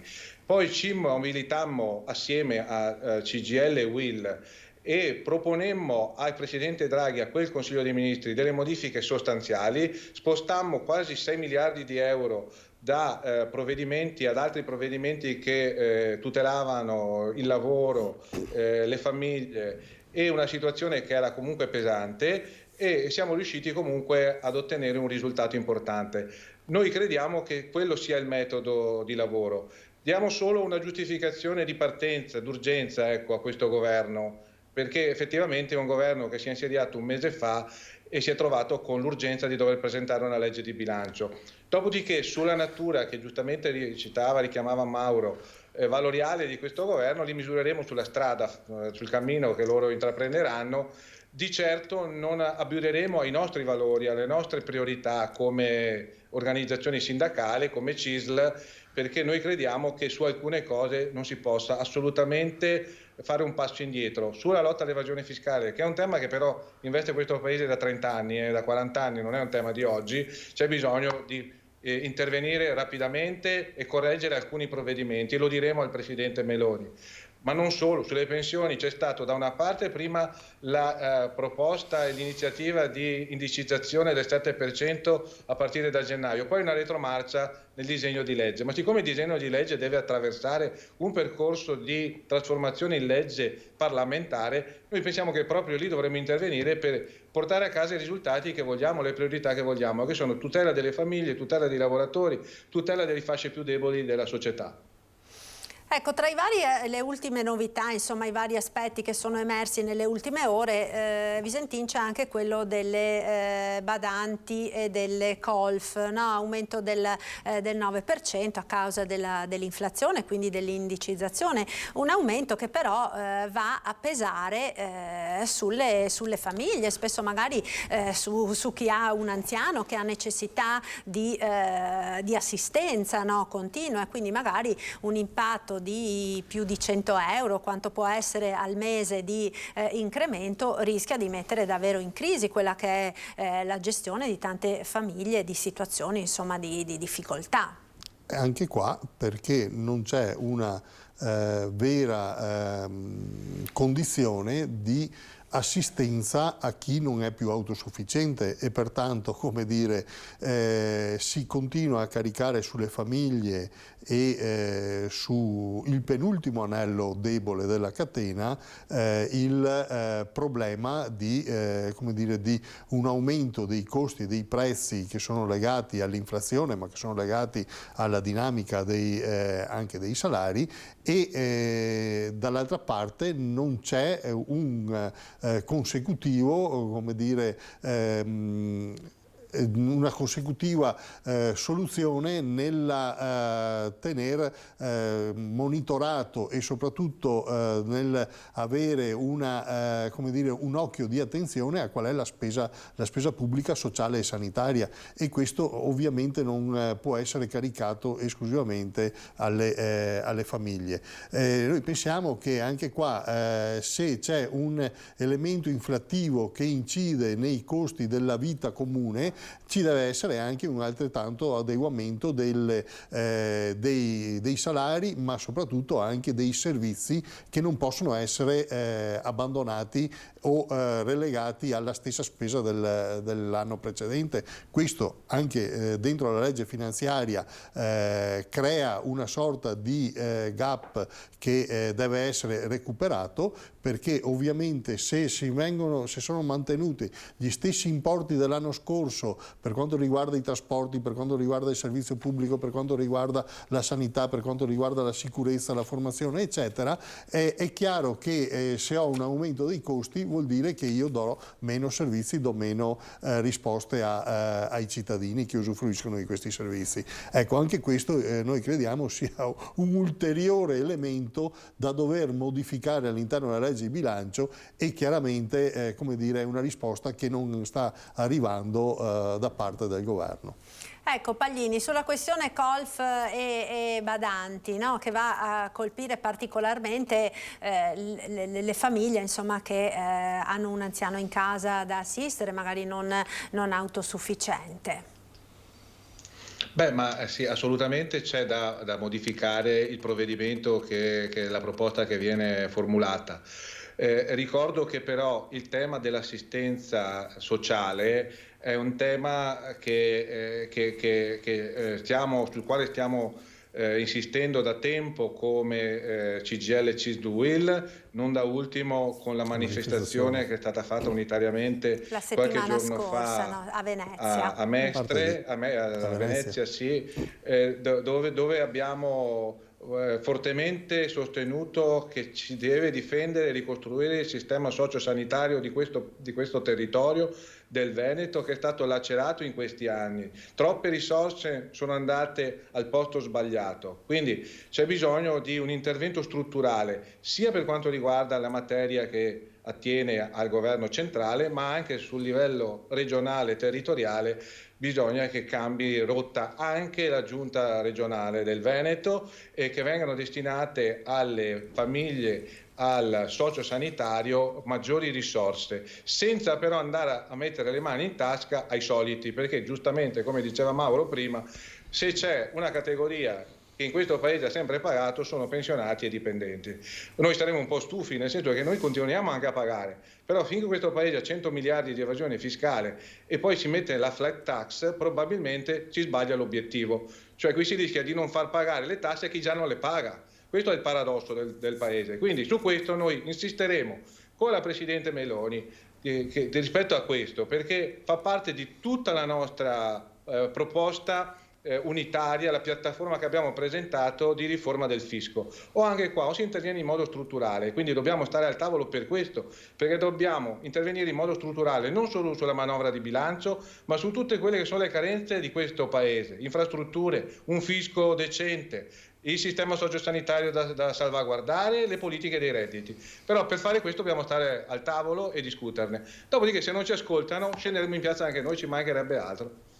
Ecco, un'ultima domanda volevo farvi prima di concludere, un po' per trarre le fila di tutto questo. Alla fine non è che poi chi paga il conto più salato sia davvero la classe media, quella classe media che costituisce la gran parte delle famiglie del nostro territorio, che magari appunto non usufruiscono di sussidi, di particolari aiuti piuttosto che di sconti, perché ritenuti troppo, tra virgolette, ricchi, ma che poi insomma alla fine sono penalizzati da tutti questi aumenti e dal fatto, appunto, si diceva prima, no, della flat tax, e quindi alla fine, pagando le tasse alla fonte, si ritrovano cornuti e mazziati, come si diceva una volta. Esatto, la classe media dei pensionati e dei lavoratori dipendenti, perché anche qua se andiamo a verificare il trend della tassazione e le nuove modifiche che vengono proposte da questa legge di bilancio, a chi viene chiesto di contribuire in maniera importante sono queste due categorie. Il rimanente, soprattutto il lavoro autonomo e il lavoro il lavoro parasubordinato, non ha questo tipo di trattamento, anzi viene in qualche maniera agevolato. Ora, non credo che tocchi al governo fare il classista e le divisioni di classe e richiamarsi alla lotta di classe, però l'impostazione politica di questo governo ci sta rispondendo e ci sta dicendo che invece hanno questo tipo di visione di società. Proprio per questo noi prepariamo le piazze e dopo attenderemo ovviamente anche gli amici e i compagni di CISL e di UIL quando sarà il momento e quando saranno anche loro convinti che le risposte non saranno soddisfacenti. Eventualmente, se invece ci soddisfano, andremo a bere una birra assieme una volta portati a casa i risultati. Ecco, Paglini, chiudiamo così. No, la birra sempre e comunque, ovviamente, però io credo, sul serio, a parte gli scherzi, che prima di arrivare all'estrema ratio dello sciopero, quindi io rispetto assolutamente la posizione della CGIL, ci mancherebbe altro, con la quale abbiamo sempre dialogato e sempre trovato poi alla fine la convergenza, però noi crediamo che sia l'estrema ratio lo sciopero, sia bisogno di provare a tenere la barra dritta sul dialogo, fin tanto che ci ascoltano. Certo che se domani 7 non ci dovessero ascoltare, ci dovessero essere risposte negative rispetto alle istanze che portiamo, ne abbiamo diverse, le ho già ricordate prima, è evidente che non ci facciamo tirare una sberla sul muso, ecco.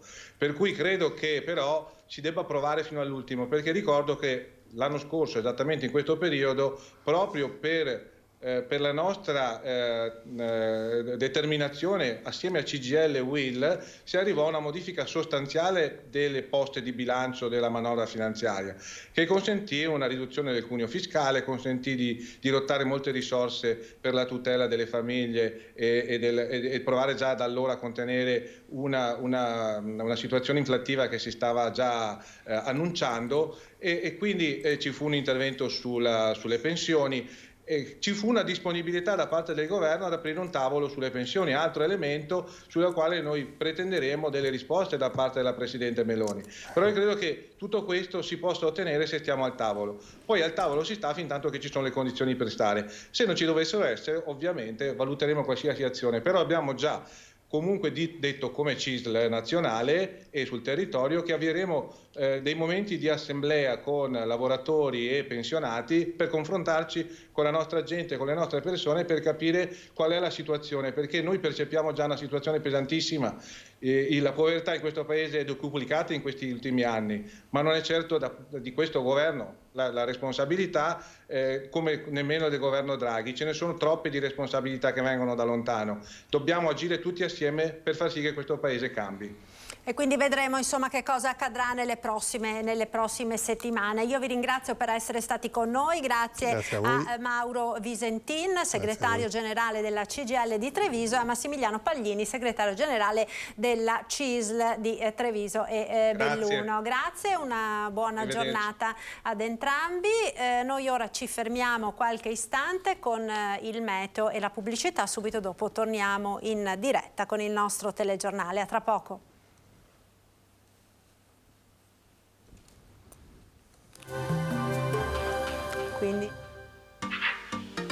Tremonti, attrezzature e materiale per saldatura professionale a Montebelluna. Bentrovati al meteo. Nel weekend è in arrivo una nuova ondata di maltempo, questo a causa di un vortice in formazione sul Mediterraneo che porterà rovesci diffusi sul nostro territorio. Vediamo insieme il dettaglio. Sul Veneto la grafica di sabato 3 dicembre mostra un contesto fortemente perturbato. Fino al mattino piogge sparse e di breve durata. Dal pomeriggio fenomeni via via più estesi, localmente intensi. Quota neve sui 1000-1200 metri sulle Dolomiti, 1200-1500 metri invece sulle Prealpi. Venti moderati da nord-est. Temperature in lieve aumento, minime tra 2 e 7 gradi, massime invece comprese tra i 7 e i 9 gradi all'incirca. Spostiamoci ora sul Friuli Venezia Giulia. Anche qui cielo coperto, dalle ore pomeridiane precipitazioni diffuse e nevicate da 1000-1200 metri di quota fino a fondovalle nel Tarvisiano. Temperature minime tra 4 e 7 gradi, massime sui 6-12 gradi. Infine diamo uno sguardo al Trentino Alto Adige. Poche novità, avremo qualche schiarita alternata a rovesci che saranno però piuttosto frequenti. Temperature minime intorno a 1 grado, massime sui 6-7 gradi all'incirca. Dal meteo di Antenna 3 per ora è tutto, grazie per l'attenzione. Arrivederci.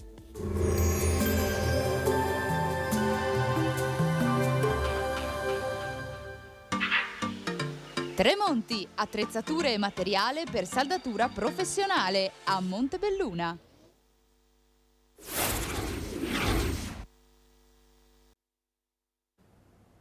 Ed eccoci nuovamente in diretta con la prima edizione dei nostri telegiornali. Parliamo ora di vacanze e della stagione invernale che sta per cominciare. Abbiamo in collegamento, lo ringrazio per essere con noi, Marco Michielli, presidente di Confturismo Veneto. Buongiorno Michielli.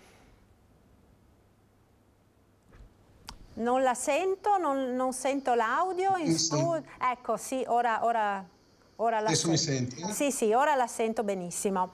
Allora, alla vigilia del ponte dell'Immacolata si stanno, come dire, scaldando i motori per la stagione invernale. La neve ce n'è poca, ma insomma sembra che da oggi le cose dovrebbero cambiare e quindi la montagna attira, così come le città d'arte, le altre mete tipiche di questa stagione della nostra regione. Dal vostro osservatorio, diciamo, com'è la situazione? La situazione è forte anche di un recentissimo studio mandato da Federalberghi 2 giorni fa, proprio incentrato sul ponte dell'Immacolata.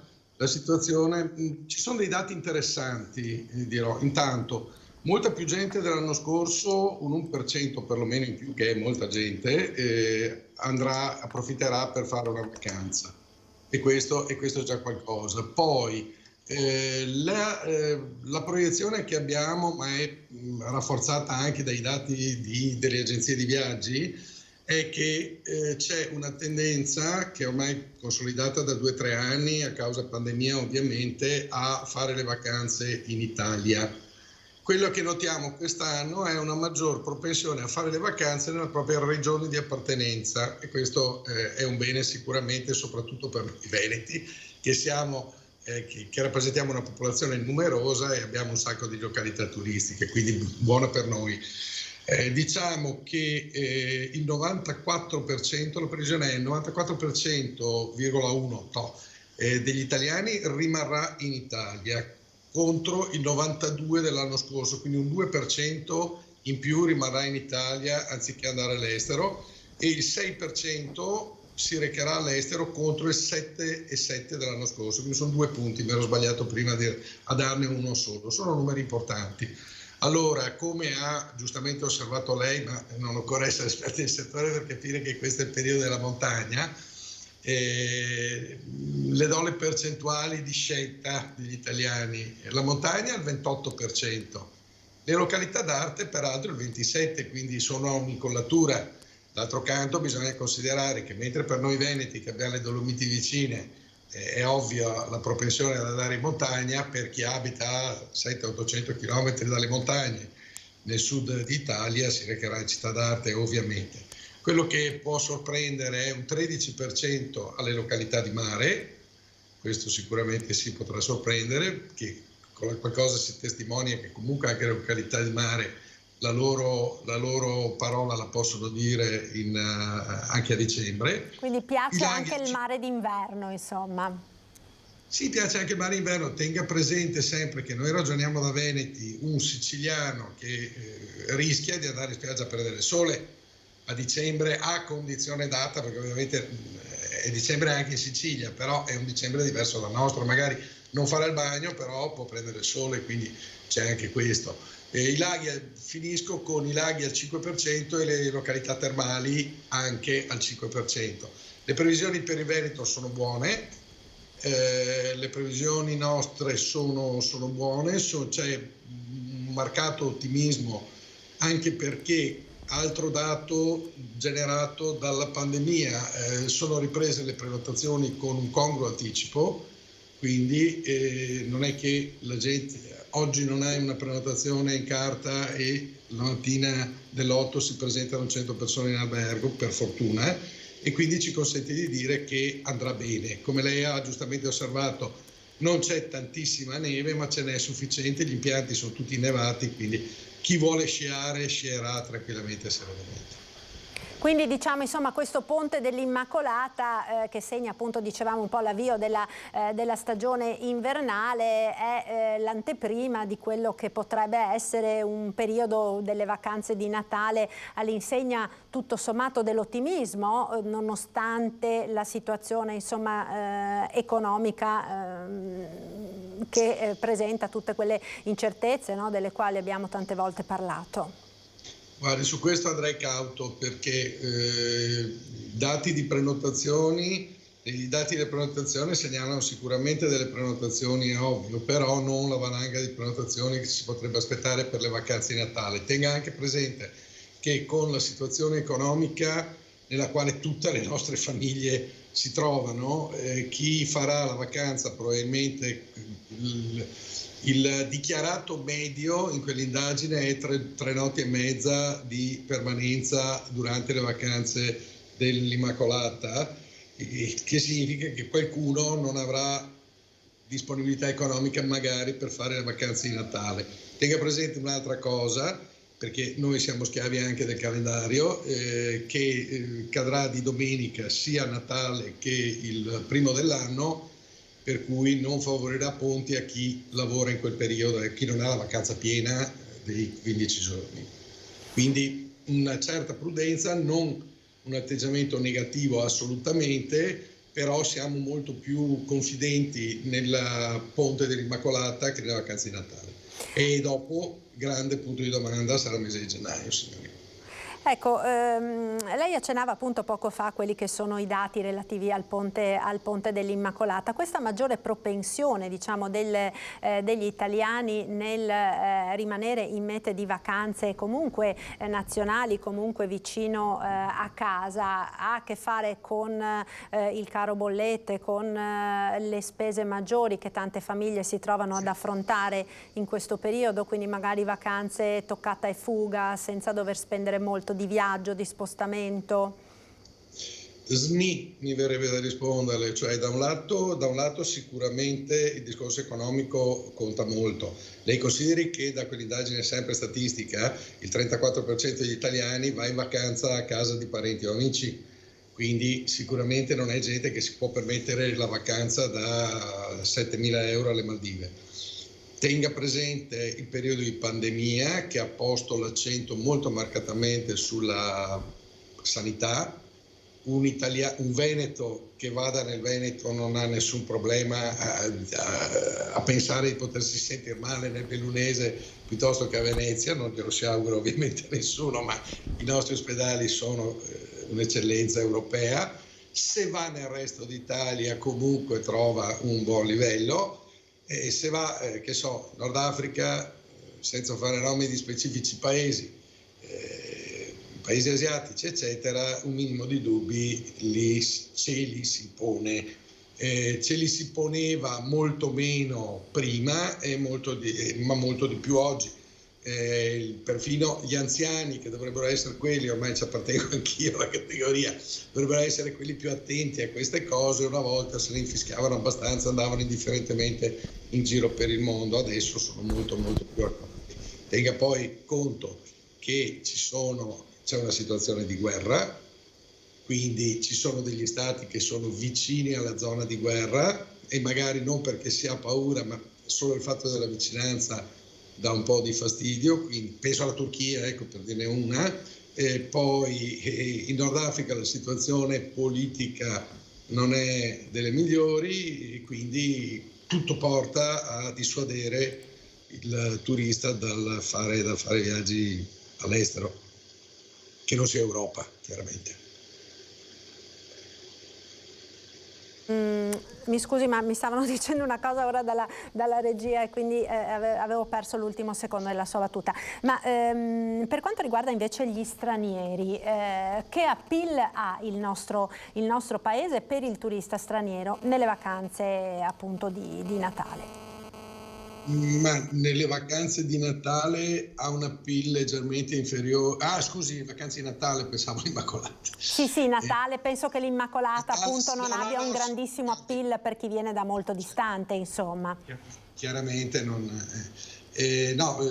per il Natale sicuramente un grande fascino. Io ricordo un Capodanno passato personalmente a Roma ed è una capitale ovviamente di grande fascino, ne ho passati a Parigi, ne ho passati a Praga, ne ho passati in altre città, però quello di Roma mi rimane nel cuore. Sarò di parte, per carità, però un Capodanno passato a Venezia ha lo stesso identico fascino, quindi il fascino che proviamo noi ovviamente lo provano anche gli stranieri, aumentato, che per noi è domestico, per loro dobbiamo considerare che l'Italia, per chiunque abiti al di là delle Alpi, quindi già per gli svizzeri è esotica, viene considerata un qualcosa di esotico, è una terra calda, è una terra ricca di cose da vedere, ovviamente, sto dicendo una serie di banalità, ma sono quelle banalità che fanno sì, per banalità di altissimo livello sia chiaro, che fanno sì che agli occhi del turista straniero l'Italia sia la meta più desiderata al mondo. Dall'americano, dal cinese, dal giapponese, dal russo, da chiunque si intuisce, essendo il nostro paese particolarmente bello sotto il profilo del territorio, e poi insomma beni monumentali, i musei, sarà San dire, insomma non necessitano nemmeno di precisazione, quindi il fascino è grandissimo. Per quel che riguarda le montagne in particolare, le Dolomiti sono considerate, io vi parlo per tutta Europa, per contatti diretti e per aver sentito anche americani, l'americano che scia a Colorado Springs sogna una volta di venire a sciare a Cortina o di venire a sciare in Marmolada, e una volta nella vita lo fa anche, magari anche qualcuno di più. Ecco, lo stesso fascino non hanno altre località nostre dirette, competitor austriache, svizzere o francesi che siano. Ecco, un'ultima domanda le volevo fare passando dalla parte degli imprenditori. Ne abbiamo più volte parlato in occasione della stagione estiva, del problema relativo alle spese, no, di gestione delle attività, degli hotel, in particolare a fronte del caro energetico, così come della difficoltà di reperire il personale. Per queste vacanze prossime di Natale come siamo, Micheli? La situazione sostanzialmente è quella dell'estate. nei pur minori numeri, parlo di montagna adesso, non città d'arte, pur nei minori numeri di impiegati ovviamente che c'è nel settore montano rispetto al settore balneare, perché credo che siamo oltre 10-1 come rapporto proporzione, la difficoltà a trovare personale è la stessa. Il problema ce l'hanno perfino le città d'arte che offrono il contratto annuale, lei si immagini gli stagionali. E questa è una situazione che va assolutamente risolta. Io qui non mi voglio attaccare ai redditi di cittadinanza, queste cose, perché è una situazione che si trascina da ben prima dell'avvento del reddito di cittadinanza. È vero che quello ha peggiorato la situazione, ma non è che l'ha determinata. Qui bisogna capire cosa vogliamo fare come paese da grandi, perché se vogliamo investire nel turismo abbiamo bisogno di lavoratori nel settore del turismo. Il lavoratore nel settore del turismo non è un lavoratore completamente dequalificato, anzi ci sono altissime, elevatissime professionalità, ci sono anche professionalità di approccio, diciamo, che possono essere un po' più light, però comunque serve un minimo di preparazione di base. Quindi o noi come paese decidiamo di investire nel turismo, conseguentemente prendiamo i provvedimenti opportuni, o altrimenti, signori, in questo modo non riusciremo a tirare avanti, a meno che non importiamo massicciamente manodopera da altri paesi. Questo è un capitolo. L'altro è quello delle spese e qui, signori, ognuno guardi a casa propria le bollette che stanno arrivando e immaginatevi un albergo in montagna che deve riscaldare, che spendeva gli anni normali 200.000 euro di gasolio o di quello, o per chi più fortunato avesse il metano, e immaginatevi adesso che razzi di batoste arrivano. Quindi i margini si stanno riducendo moltissimo, le materie prime sono aumentate ovviamente per noi come sono aumentate per tutti voi che andate a fare la spesa, e conseguentemente i margini si riducono. Gli albergatori hanno cercato di mantenere i prezzi a livello dell'anno scorso, con qualche limatina di aumento, non certo un aumento pari all'inflazione che il mese scorso batteva il 12%, adesso per fortuna sembra che stia un po' rientrando, ma insomma batteva il 12% l'inflazione, e le materie prime energetiche che hanno dei prezzi inarrivabili. Certo, io ora vedo che si è collegato e lo ringrazio per essere con noi. Se vuole continuare a rimanere anche lei, Michieli, ci fa senz'altro piacere. Vedo Guido Pomini, presidente di Federmoda Treviso. Buongiorno, dottor, sì, buongiorno. Pomini. Ecco, saluto anche l'amico Micheli. Ciao, piacere rivederti. Esatto, ciao, anche mio.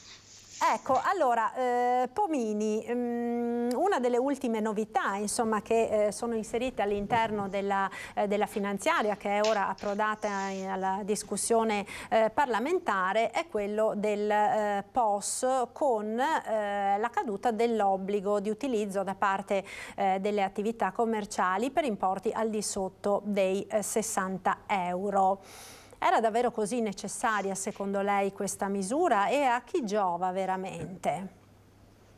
Ma necessaria direi proprio di no, sono ben altre le cose necessarie, alcune le ha appena nominato l'amico Micheli.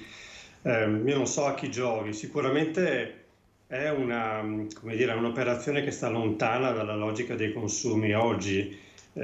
Sempre di più è chiaro che chi si dota di vari strumenti di pagamento approccia i consumi nella maniera corretta, cioè il consumatore ha voglia di scegliere il metodo con cui pagare. Più ampi sono questi metodi, più evidentemente sceglie quel negozio per poter fare i suoi acquisti. Il tema vero non è quello evidentemente di non rendere obbligatorie le transazioni, ma il tema vero è quello di cercare di capire il perché esistono determinate resistenze all'utilizzo del POS al di sotto di certe cifre, e non è neanche un problema di commissioni, è più un problema in realtà legato ai tempi di transazione. Questo è il vero tema sul quale bisognerebbe lavorare rispetto all'utilizzo dell'incasso elettronico. Ecco, non è un favore fatto magari a chi non vuole dichiarare tutto quello che incassa. C'è chi faceva l'esempio di alcuni tassisti, faccio per dire, a Roma, non me ne vogliano per carità le persone oneste, piuttosto che altri che magari appunto non essendo più obbligati all'utilizzo del POS su determinate tariffe possono in qualche maniera oscurare gli incassi? Ma oddio, questo diciamocela tutta, potrebbe anche essere, no? In realtà se non c'è l'obbligo io posso spingere il mio cliente a pagare non con ciò che vuole lui, ma in contanti, e a quel punto sappiamo che il contante, come dire, è facile da rendere non tracciabile, però resta sempre un tema. In un mondo che va ormai verso, anzi che ormai è già digitalizzato, con un consumatore molto preparato nell'utilizzo di questi strumenti, bisogna anche come dire, sfatare il mito che sopra una certa età la popolazione in Italia non userebbe il POS. In realtà non è assolutamente così, sono molte le persone che ben sopra i 60 anni utilizzano lo strumento della carta elettronica o del bancomat come strumento prioritario dei pagamenti. Quindi non accettarlo, quindi siccome non c'è l'obbligatorietà io posso anche decidere di non accettarlo, certo che mi metto ai margini, questo almeno per quel che riguarda il commercio. Poi i tassisti è una questione un po' a parte, ma nel commercio non accettarlo vuol dire fare uno sgarbo al cliente che si era proposto con quello strumento di pagamento, e sappiamo quanto in realtà questo possa essere dannoso nel breve, ma soprattutto nel lungo termine. Anche perché ormai ci siamo abituati, no, a usarlo talmente tanto, il pagamento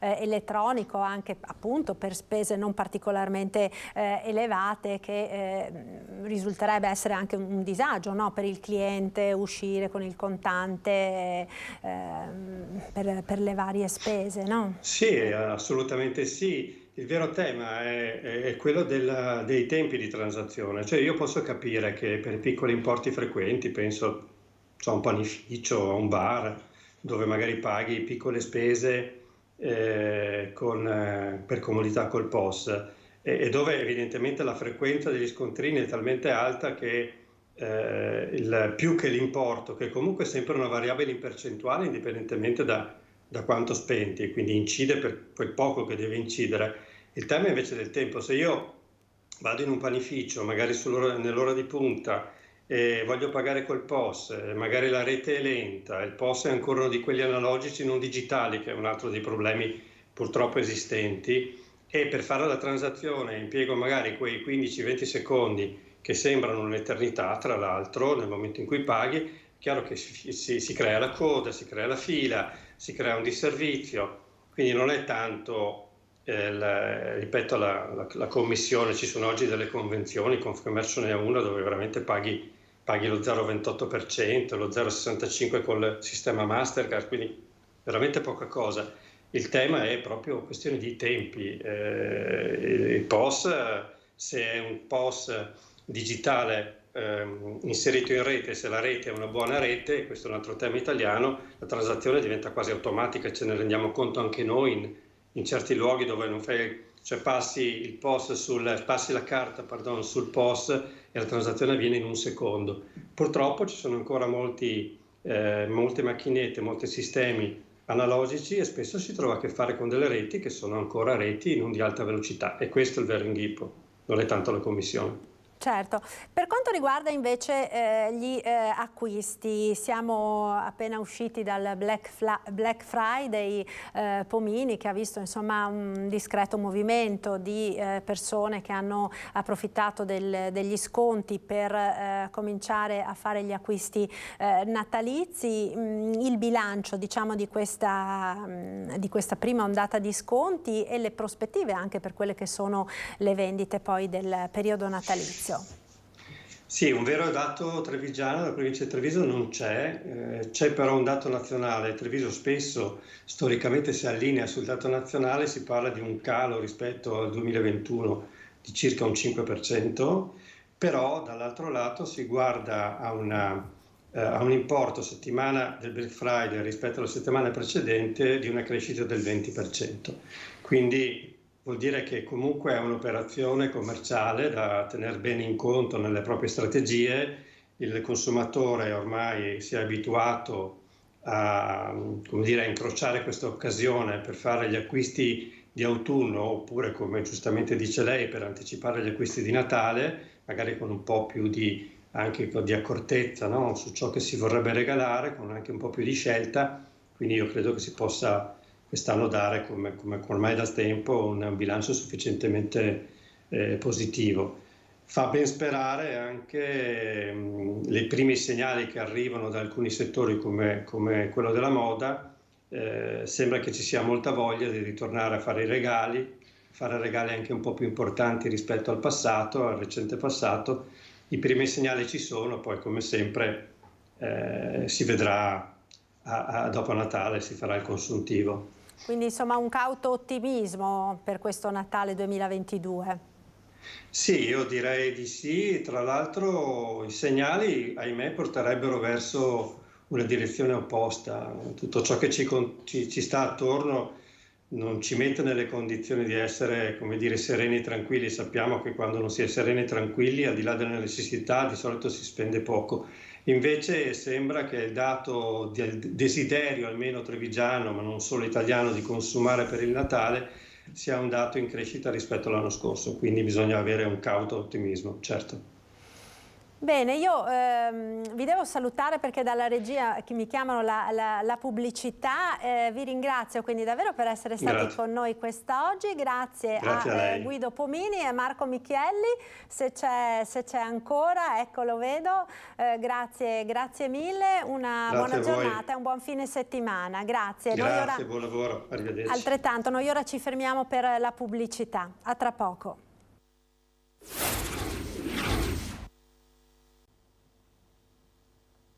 Eccoci nuovamente in diretta, prima edizione dei nostri telegiornali. Andiamo ora con la cronaca nel bellunese. La notizia l'avevamo data all'inizio del nostro telegiornale ed è quella relativa alle ultime novità che ci sono sulla violenta rapina che c'era stata lo scorso 5 novembre al mini market di Ponte nelle Alpi, rapina che si era conclusa con il ferimento a coltellate del titolare e di un suo amico che era intervenuto per soccorrerlo e che era stato ferito con il calcio di una pistola. Ebbene, sono stati individuati e arrestati i due presunti responsabili. Si tratta di due ragazzi di 17 anni, ma andiamo quindi subito a Ponte nelle Alpi con Fabio Fioravanzi, che ha intervistato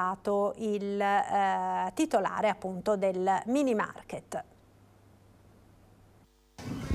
Ardivele, parrebbe che chi l'ha accoltellato, le forze dell'ordine, lo abbiano individuato. Ma da come ho letto dalla stampa stamane sì, e questo mi fa molto piacere. Mi fa piacere perché almeno sono un po' più tranquillo anche psicologicamente, so che non ci sono più questi malintenzionati in giro e quindi per me e per i miei colleghi penso che sia una boccata d'ossigeno, ecco, come dire. Però stiamo a vedere perché ancora così l'ho letto anch'io sulla stampa e quindi non posso dirvi di più, nel senso con una certezza più forte. Cosa volete che le dica? Poi ci sarà la giustizia che farà il suo corso, ma tenendo conto che sono minorenni, tenendo conto che sono magari un'infanzia difficile, tenendo conto che la famiglia è disagiata, tenendo conto magari di sotto effetto di sostanze così, magari va a finire che fra 3 giorni me ne ritrovo ancora per strada. Mi auguro di no, però qui adesso è tutta la giustizia, la mobile, la polizia ha svolto egregiamente il proprio compito e adesso tocca alla magistratura e alla cosa, se così è vero. Se anche fossero dei delinquentelli abituali magari per motivi di droga, credo però sia positivo il fatto anche per la collettività che non siamo in presenza, come si è addirittura sospettato, che potessero essere delinquenti di alto livello. No, sicuramente le indagini si erano concentrate soprattutto fin dall'inizio su dei non professionisti, sicuramente. E dico, per la collettività di Ponte alle Alpi, sapere che non è arrivata la mafia, non è arrivata la camorra, credo è positivo comunque. Esattamente, questo è positivo perché si sente parlare in giro di baby gang e così, e quindi si comincia. Io in questi giorni sono andato a trovare per altre ragioni dei colleghi qui lungo il viale e più di uno ho trovato le porte chiuse a chiave, da bussare, da farsi riconoscere all'entrata, perché serpeggia un po' di pensieri che non sono proprio granché positivi. Di conseguenza ben venga, se così è, ben venga, perché anche i miei colleghi sono sicuramente più sicuri, si sentono un attimo più sicuri. E poi bisogna fare un complimento, appunto, come ho detto prima, anche alle forze dell'ordine, che devo dire hanno agito tempestivamente e hanno raggiunto, come mi aveva promesso il capo, mi aveva promesso che, guarda, io è 29 anni che sono qui a Belluno e 29 anni tutto quello che è successo l'abbiamo sempre portato a termine con esito positivo, e devo fare i complimenti veramente a tutto il personale della polizia, questura, carabinieri e quant'altro. Per chi non ricordasse l'episodio, ricordiamo come noi ci vedemmo. Io francamente non pensavo di trovarla di fronte al suo negozio a poche ore dell'accaduto, col braccio al collo, dopo che aveva subito diverse coltellate. Lei quella volta mi disse: sono già contento che ho portato a casa la pelle. Oggi fisicamente come sta? Fisicamente meglio di quel tempo, sicuramente. Adesso c'è un lungo percorso fisioterapico e psicologico, soprattutto psicologico, però devo dire che l'adrenalina di quei giorni là mi ha aiutato moltissimo. Adesso si sta un po' affievolendo, però con la solidarietà dei clienti, non clienti, paesani, e non solo paesani, anche al di fuori, perché ho ricevuto telefonate anche dall'estero, quindi mi ha fatto solo che piacere, mi ha fatto benissimo al proseguimento della situazione. Però adesso bisogna ricostruire un po' psicologicamente anche questo fatto, bisogna cercare di, non si può cancellarlo, ma bisogna cercare di immagazzinarlo in un'area protetta, in un cestino. Va elaborato. Sì, esattamente. Ci pensa spesso? Le viene in mente spesso l'episodio? Ma guardi, no, ultimamente no, perché appunto dopo le 5:30, 6 di sera ho tutti gli amici qua che vengono, che mi fanno come da guardia del corpo e quello mi fa molto piacere. E poi le dirò che grazie appunto al lavoro della psicologa sono riuscito a cancellare questa brutta immagine. L'ho messa in disparte, cioè non la vivo più da protagonista ma da spettatore. Questo è molto bello. Questo è importante. L'altro protagonista, anche lui riesce a fare lo spettatore? Sì. Il suo amico, dico. Sì, anche lui, anche ieri sera era qui, perché adesso ogni venerdì sera è luogo comune di C'è l'anniversario, il settimo anniversario. Il settimo anniversario, appunto. E siamo qui, ha detto: guarda, sono arrivato qua, non si sa mai che risucceda un'altra volta. Siamo già... Sei riuscito anche a riderci sopra il massimo. Sì, no, è andata bene, perché le dico appunto dal punto di vista fisico, cioè in questa brutta cosa mi è andato tutto benissimo, dalle ferite che sono state concentrate in certe parti del corpo che non sono vitali. Ricordiamo che bastava poco, perché forse è tutt'altro. Guardi, ho una ferita proprio qua al braccio che è a 2 centimetri dalla vena, dall'arteria. Proprio mi è andato tutto per il meglio. Sentire dire a una persona che è stato accoltellato mi è andato tutto per il meglio, devo dire che dimostra anche una sua grande forza d'animo. Io le faccio i miei complimenti, se posso. No, è vero, questo è anche grazie al mio carattere, che io ho un carattere così molto espansivo, quindi non è che, anzi, però le dico, mi è andato tutto anche a detta dei sanitari che mi hanno curato. Ha detto: guardi, non abbiamo ricordi di una persona che è arrivata qui col setto nasale scheggiato, con 5 coltellate e una cuffia dell'omero offesa. non abbiamo ricordi che arrivi in queste condizioni ridendo sì, tranquillamente senza fare drammi. Mi è andata bene, Riesci persino a sopportare noi giornalisti? Ormai mi terrete un posto per quando andrò in pensione, via.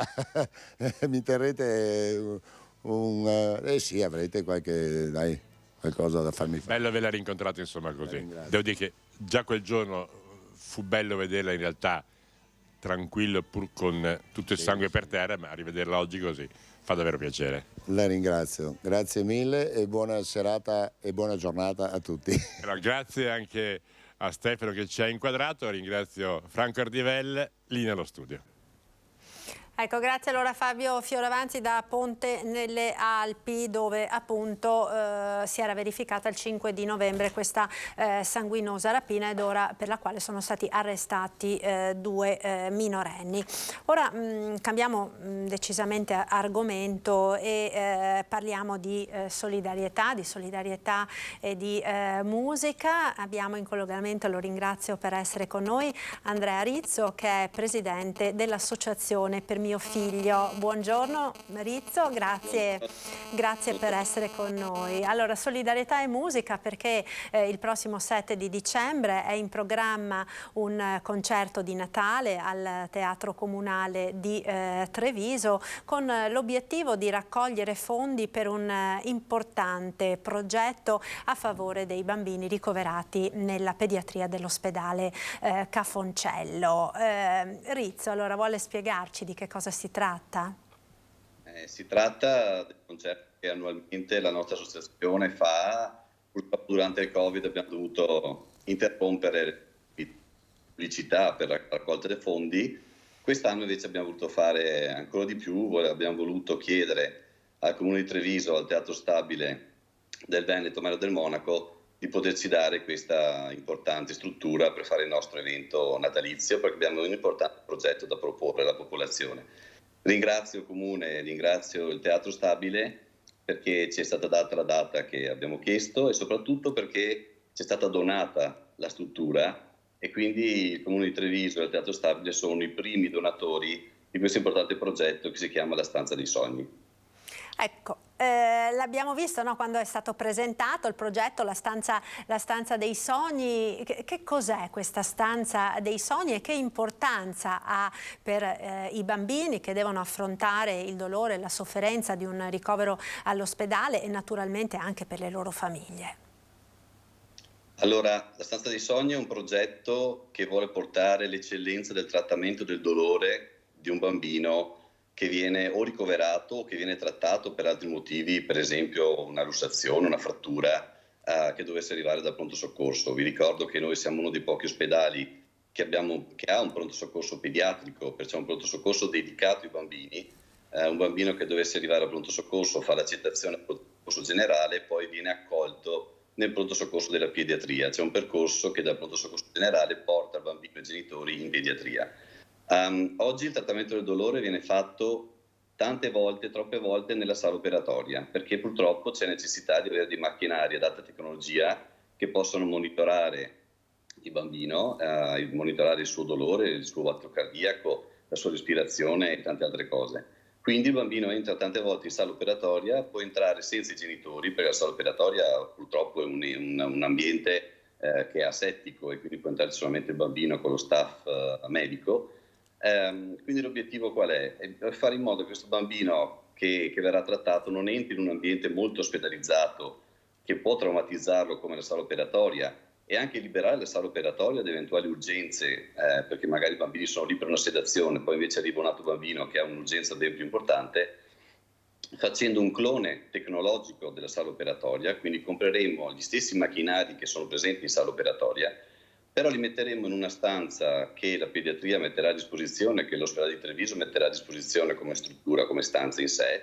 Cloneremo le tecnologie rendendole però all'interno in un ambiente più a misura di bambino, un ambiente più umanizzato che ha delle immagini come quelle che stiamo vedendo adesso, di cartoni, delle immagini più vicine ai bambini, delle musiche e anche degli schermi con dei cartoni e quant'altro, in modo tale che tutto possa essere più facile e i genitori potranno entrare nella stanza insieme al loro bambino.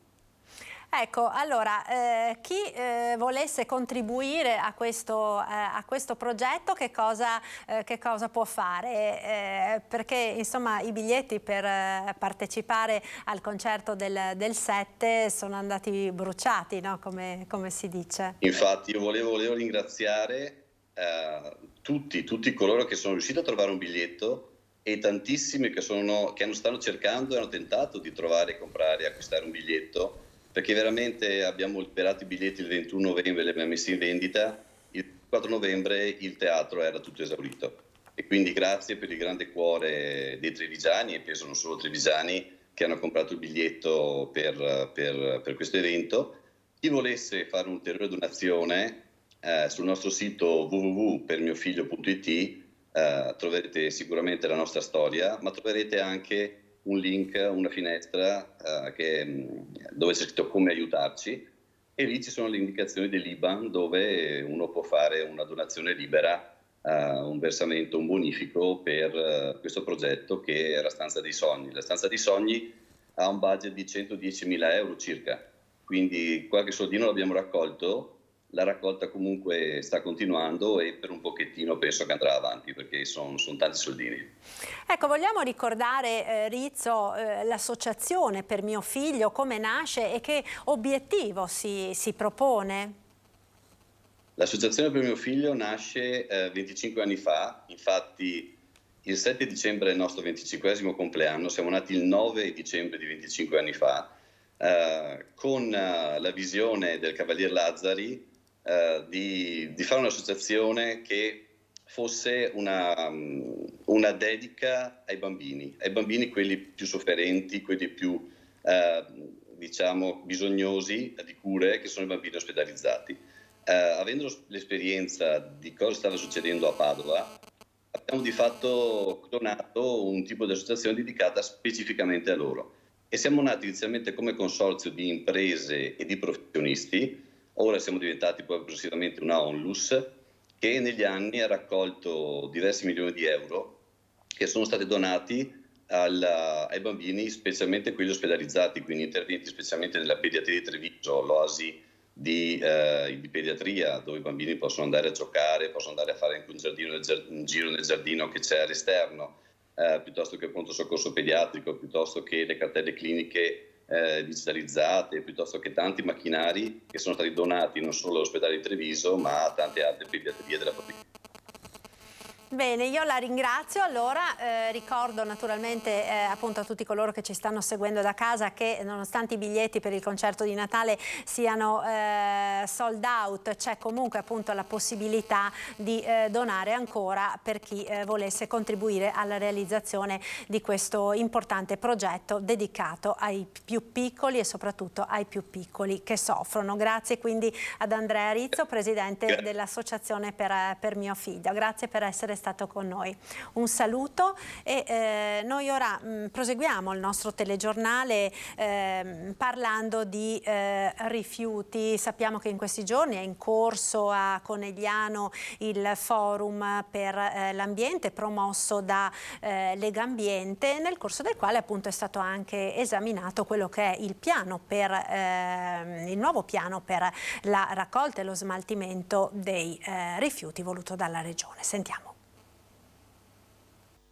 Il rifiuto va valorizzato, va recuperato, non dobbiamo assolutamente più buttare via niente perché il rifiuto comunque è energia. Per il passato abbiamo fatto questi errori che erano le discariche, oggi ci servono solo in minima ma minima parte e l'obiettivo è quello di eliminarle completamente. Un Veneto in futuro senza discariche per i rifiuti urbani è l'obiettivo ambizioso che si è dato il nuovo piano rifiuti della Regione in vigore da fine agosto. La nostra Regione è sempre più virtuosa, ma le grandi città venete devono ancora migliorare. È quanto emerge nel convegno dell'Ecoforum di Conegliano, dove sono stati individuati scenari e obiettivi futuri come quello di raggiungere un rifiuto pro capite inferiore agli 80 kg all'anno con una raccolta differenziata di almeno l'84%. Continuando a investire sugli impianti e sulla trasformazione dei rifiuti, non più con l'accezione di un qualcosa che bisogna buttare, quindi rifiuto, ma trasformarlo in risorsa. Quando abbiamo detto che Il tema del recupero che avevamo qualche anno fa della raccolta differenziata va sostenuto dal tasso di riciclo, questa è la sfida. Nella Marca siamo un modello da fare invidia a livello internazionale. In altre città come Padova, Venezia, Verona, Vicenza la strada è in salita, ma la volontà è di migliorarsi. Riduzione dei rifiuti, sempre più innovativi sistemi di raccolta differenziata, investimenti nella filiera del riuso con centri dedicati a piattaforme di avvio riutilizzo. Questi sono alcuni temi chiave per Legambiente per continuare a progredire concretamente su un'economia circolare. Credo che sia un bel esempio di come un'associazione di cittadini e un'istituzione come la Regione possano lavorare insieme per migliorare i destini di una cosa molto importante come l'economia circolare per questo territorio. Parliamo ora di lingua italiana e di dialetto veneto, visto che ha fatto molto discutere la proposta avanzata dal senatore Bitonci di inserire l'insegnamento del dialetto veneto nelle scuole. Ne abbiamo parlato con il famoso linguista Michele Cortellazzo. Sentiamo. Come mai l'italiano non c'è in nessun articolo della Costituzione che lo riconosce lingua ufficiale del nostro paese? Beh, evidentemente perché i padri costituenti lo trovavano una cosa ovvia. Io ho visto anni fa, quando mi ero occupato della cosa, che i costituzionalisti però ritengono che sia automatico che l'italiano sia la lingua della Repubblica Italiana proprio perché la Costituzione è scritta in italiano. Peraltro poi nella legge del 1999 sulle minoranze linguistiche la ufficialità dell'italiano è dichiarata esplicitamente. Il professor Cortellazzo, accademico ordinario dell'Accademia della Crusca, sottolinea che l'inserimento in Costituzione della lingua italiana rappresenterebbe un peso giuridico molto alto e rivela che già in passato questa strada era stata percorsa. Il processo di costituzionalizzare l'italiano come lingua ufficiale era già stato avviato nella legislatura del 2006. Anche l'Accademia della Crusca era stata molto impegnata con audizioni, c'era già una proposta di articolo a questo proposito appoggiata sia da AN, allora era AN, sia dal PD. Cortellazzo interviene poi anche sulla questione della lingua come identità culturale. Dal punto di vista concettuale io sono molto ciampiano in questo. Ciampi riconosceva, diciamo, negli italiani 3 livelli di identità.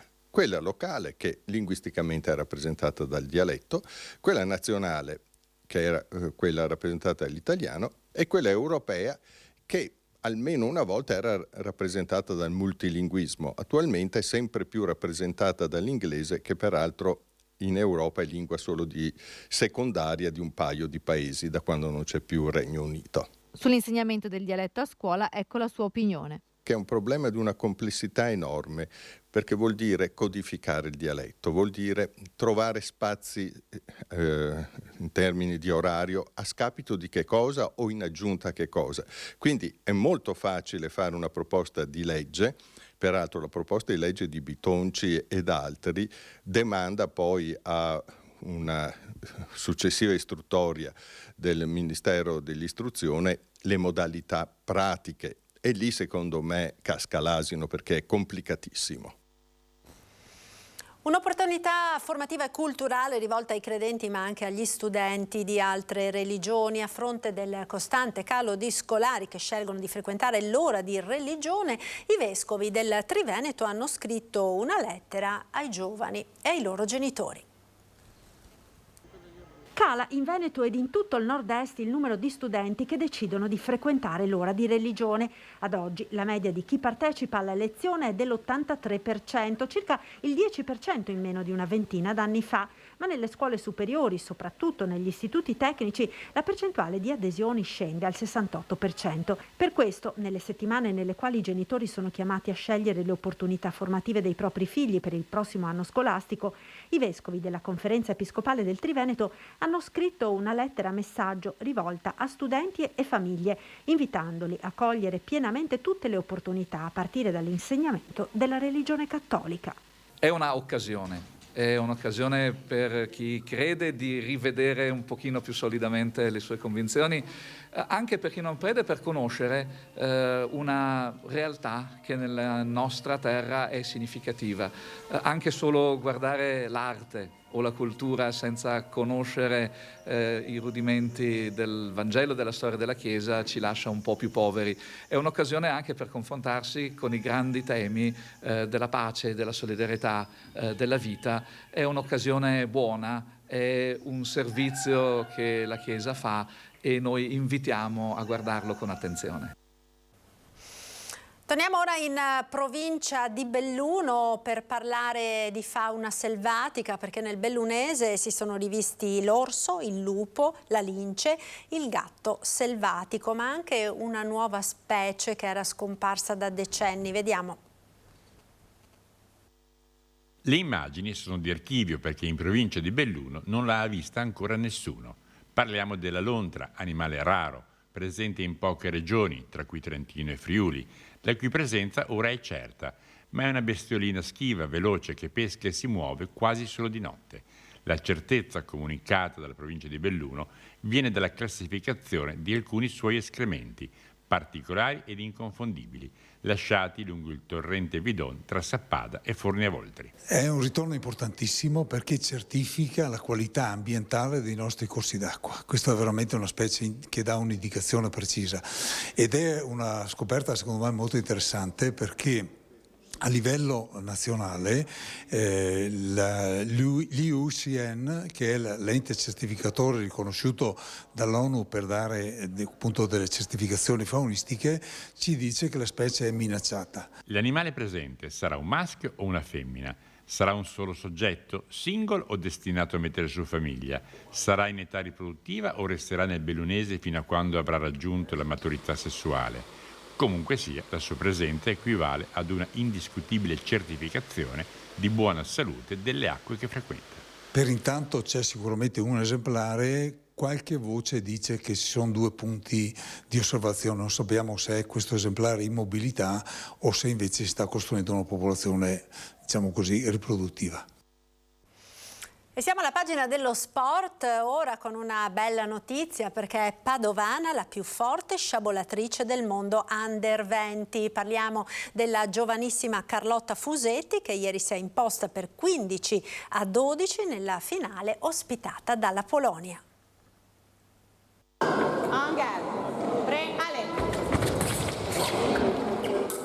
Parte all'assalto nell'ultima stoccata Carlotta Fusetti, 18enne sciabolatrice padovana, 1 punto e la vittoria è sua.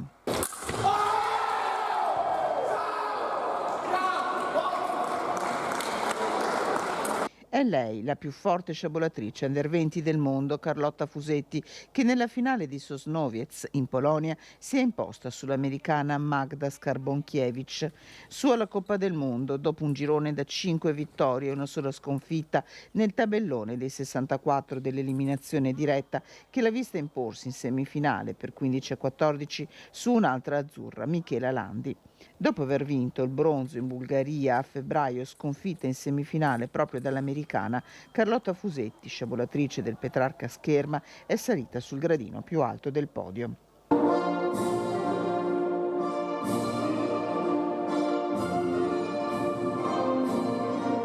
Il tempo di godersi la meritata felicità è però poco. Domani Carlotta Fusetti con Manuela Spica, Mariella Viale e l'altra padovana Lucia Stefanello è pronta a tornare a difendere i colori azzurri nella prova a squadre. Che dire, en garde ragazze!